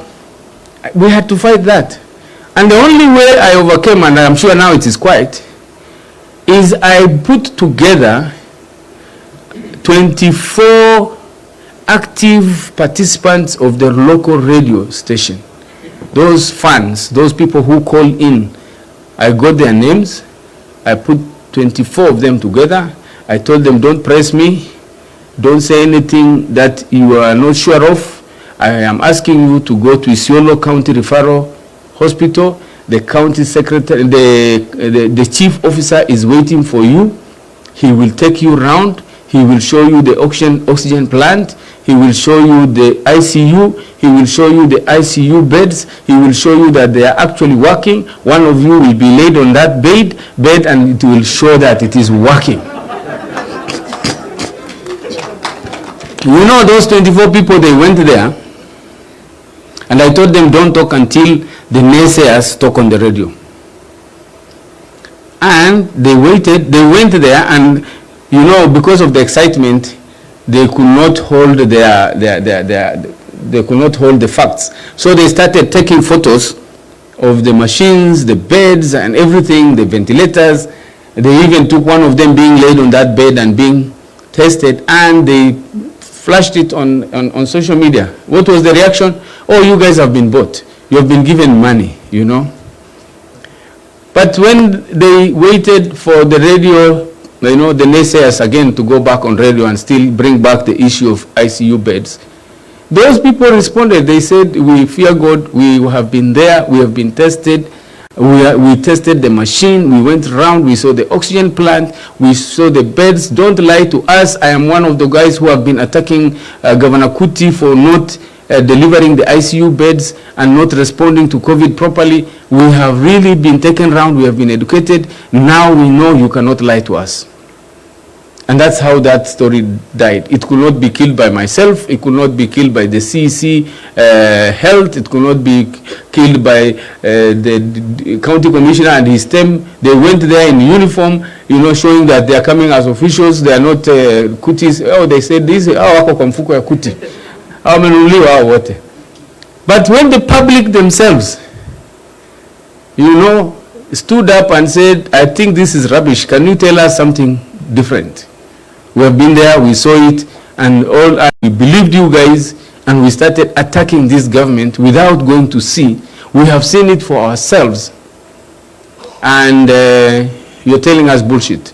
So just go and bring us something, do something. This story of ICU is now boring. It died. Do you hear it on radios lately? No, it's not there because the people themselves visited when the MCAs went as our immediate oversight. And one of them was put on that bed and they were tested. They test everything, ICU, the machine, the ventilator, everything. Even them, they were told, "Nisi ni dabarsa, muenda tu kufanya ile kazi yenu ya kawaida."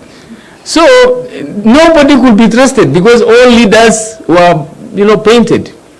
But the importance of involving the people themselves, that the people take charge of information at the earliest onset, is very crucial. If we had brought, and now I have decided the bus that we invested for taking tourists and local tourists, when it arrives, we will use that bus to do a lot of public awareness of even the development projects that we have done, so that the people themselves are the ones who know what we have done. So taking the people along is the message about this coordination for disasters. Unless people are with you, unless information arrives early, and also you allow participation of the public, let them a call-in center. So that's why we are putting up this crisis communication center, so that it works both ways. The public participates and also the leaders inform. The government informs and the people also respond, and therefore at early stage you take charge of the scenario. Otherwise, other people take advantage, brand you, everything, thieves, everything that people say all the time to us. So I think I'm really, really grateful that this has happened, and we will take this very seriously as a county government, and we are very grateful to USAID and to the media, all those who participated, and I say thank you very much. Have a very good day. Thank you. Bye-bye. Oh, we're supposed to launch now. Yes. This is the thank you. Yes, we said you are the main highlight. Now we're going to the major highlight. That is the launch of the crisis communication plan. So I think we shall have the governor here, the county secretary, and maybe FCDC. Let's just be on one side. Na naona kuna mapochopocho hapa. So let the county be on this side together with FCDC, and this is the technical team led by Abdia, Kiarie, not forgetting Mustafa. Yes, now we're officially handing over the crisis communication plan for Isiolo County. This is going to give us the roadmap as far as any disaster is concerned. So Kiarie, kindly hand over the document to, I think we can accompany it with shamra shamra kidogo makofi. Yes, amazing.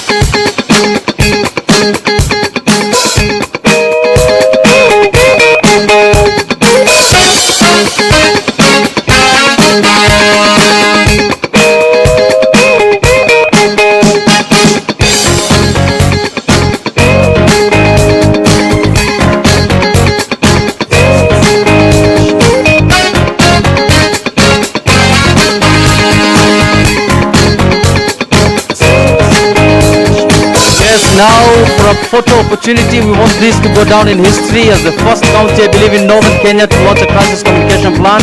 You can just hold it there as we take photos. Amazing. Now to smile kidogo, because this is something that, has not happened before. Oh, I think smile. We can even read smiles from the eyes, right? Yeah, mask ikae to on. Okay, Your Excellency, thank you very much, but this will not be possible without the RLA team, of course the USAID team. So the county guys can come down the podium as we usher in the guys who are, the engine behind this, led by Hussein Mohammed, Professor Bonyo. We have Ibrahim Somo from RLA, of course. We have Dr. Mohammed, who has been very much instrumental with coming up with this document. Marceline, where's Marceline? And Marceline has been here. Yeah, let's just come here for the photo opportunity. Tunataka iende down history. I think we should smile. I should also be part of this team. Then Adan, come here.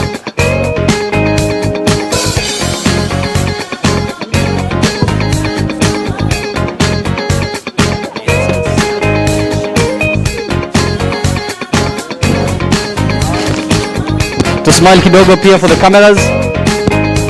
With all our masks on, of course.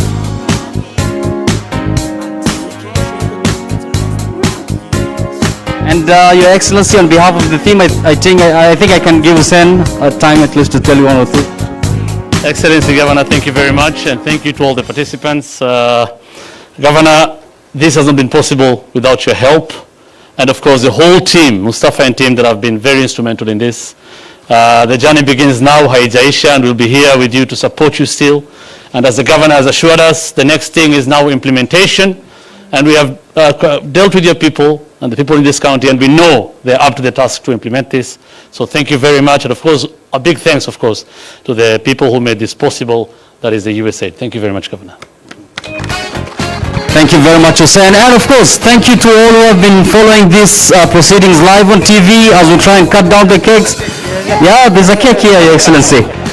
And those who have been following this proceeding on Zoom, Bwana Director, we can have them on the screen. Maybe they can put their videos on. Wajaribu Road Salimie, not forgetting the USAID Kenya and East Africa Deputy Mission Director, Heather Shilje, was been instrumental in this exercise as well. Oh, yeah, thank you. Okay, we can, tunaweza piga makofi. We'll test this cake all together shortly. Amazing. You know, we are Africans, lazima we have to accompany everything with a bit of celebration. Amazing. And of course, thank you very much to the audience here from the County Assembly, the County Secretarial team, the CECs, the technical team who made this possible. I can see a gentleman there, Mustafa. I think Mustafa should give us a vote of thanks shortly. Mustafa, you around? Mustafa is the Chief Officer of Public Service Management, the County Administration. He has been very instrumental, Your Excellency, as far as mobilizing the entire team is concerned. Just a vote of thanks. Yeah. Thank you very much. Mustafa.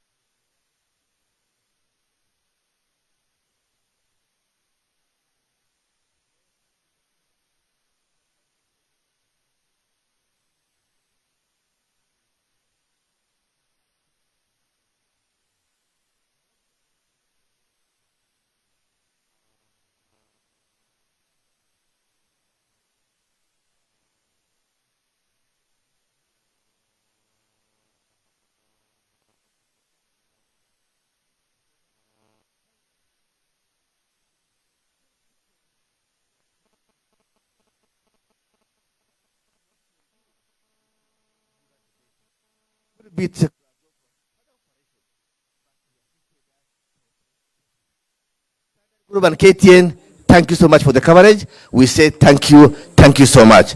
And finally, I want to thank Our Excellency the Governor for being with us throughout the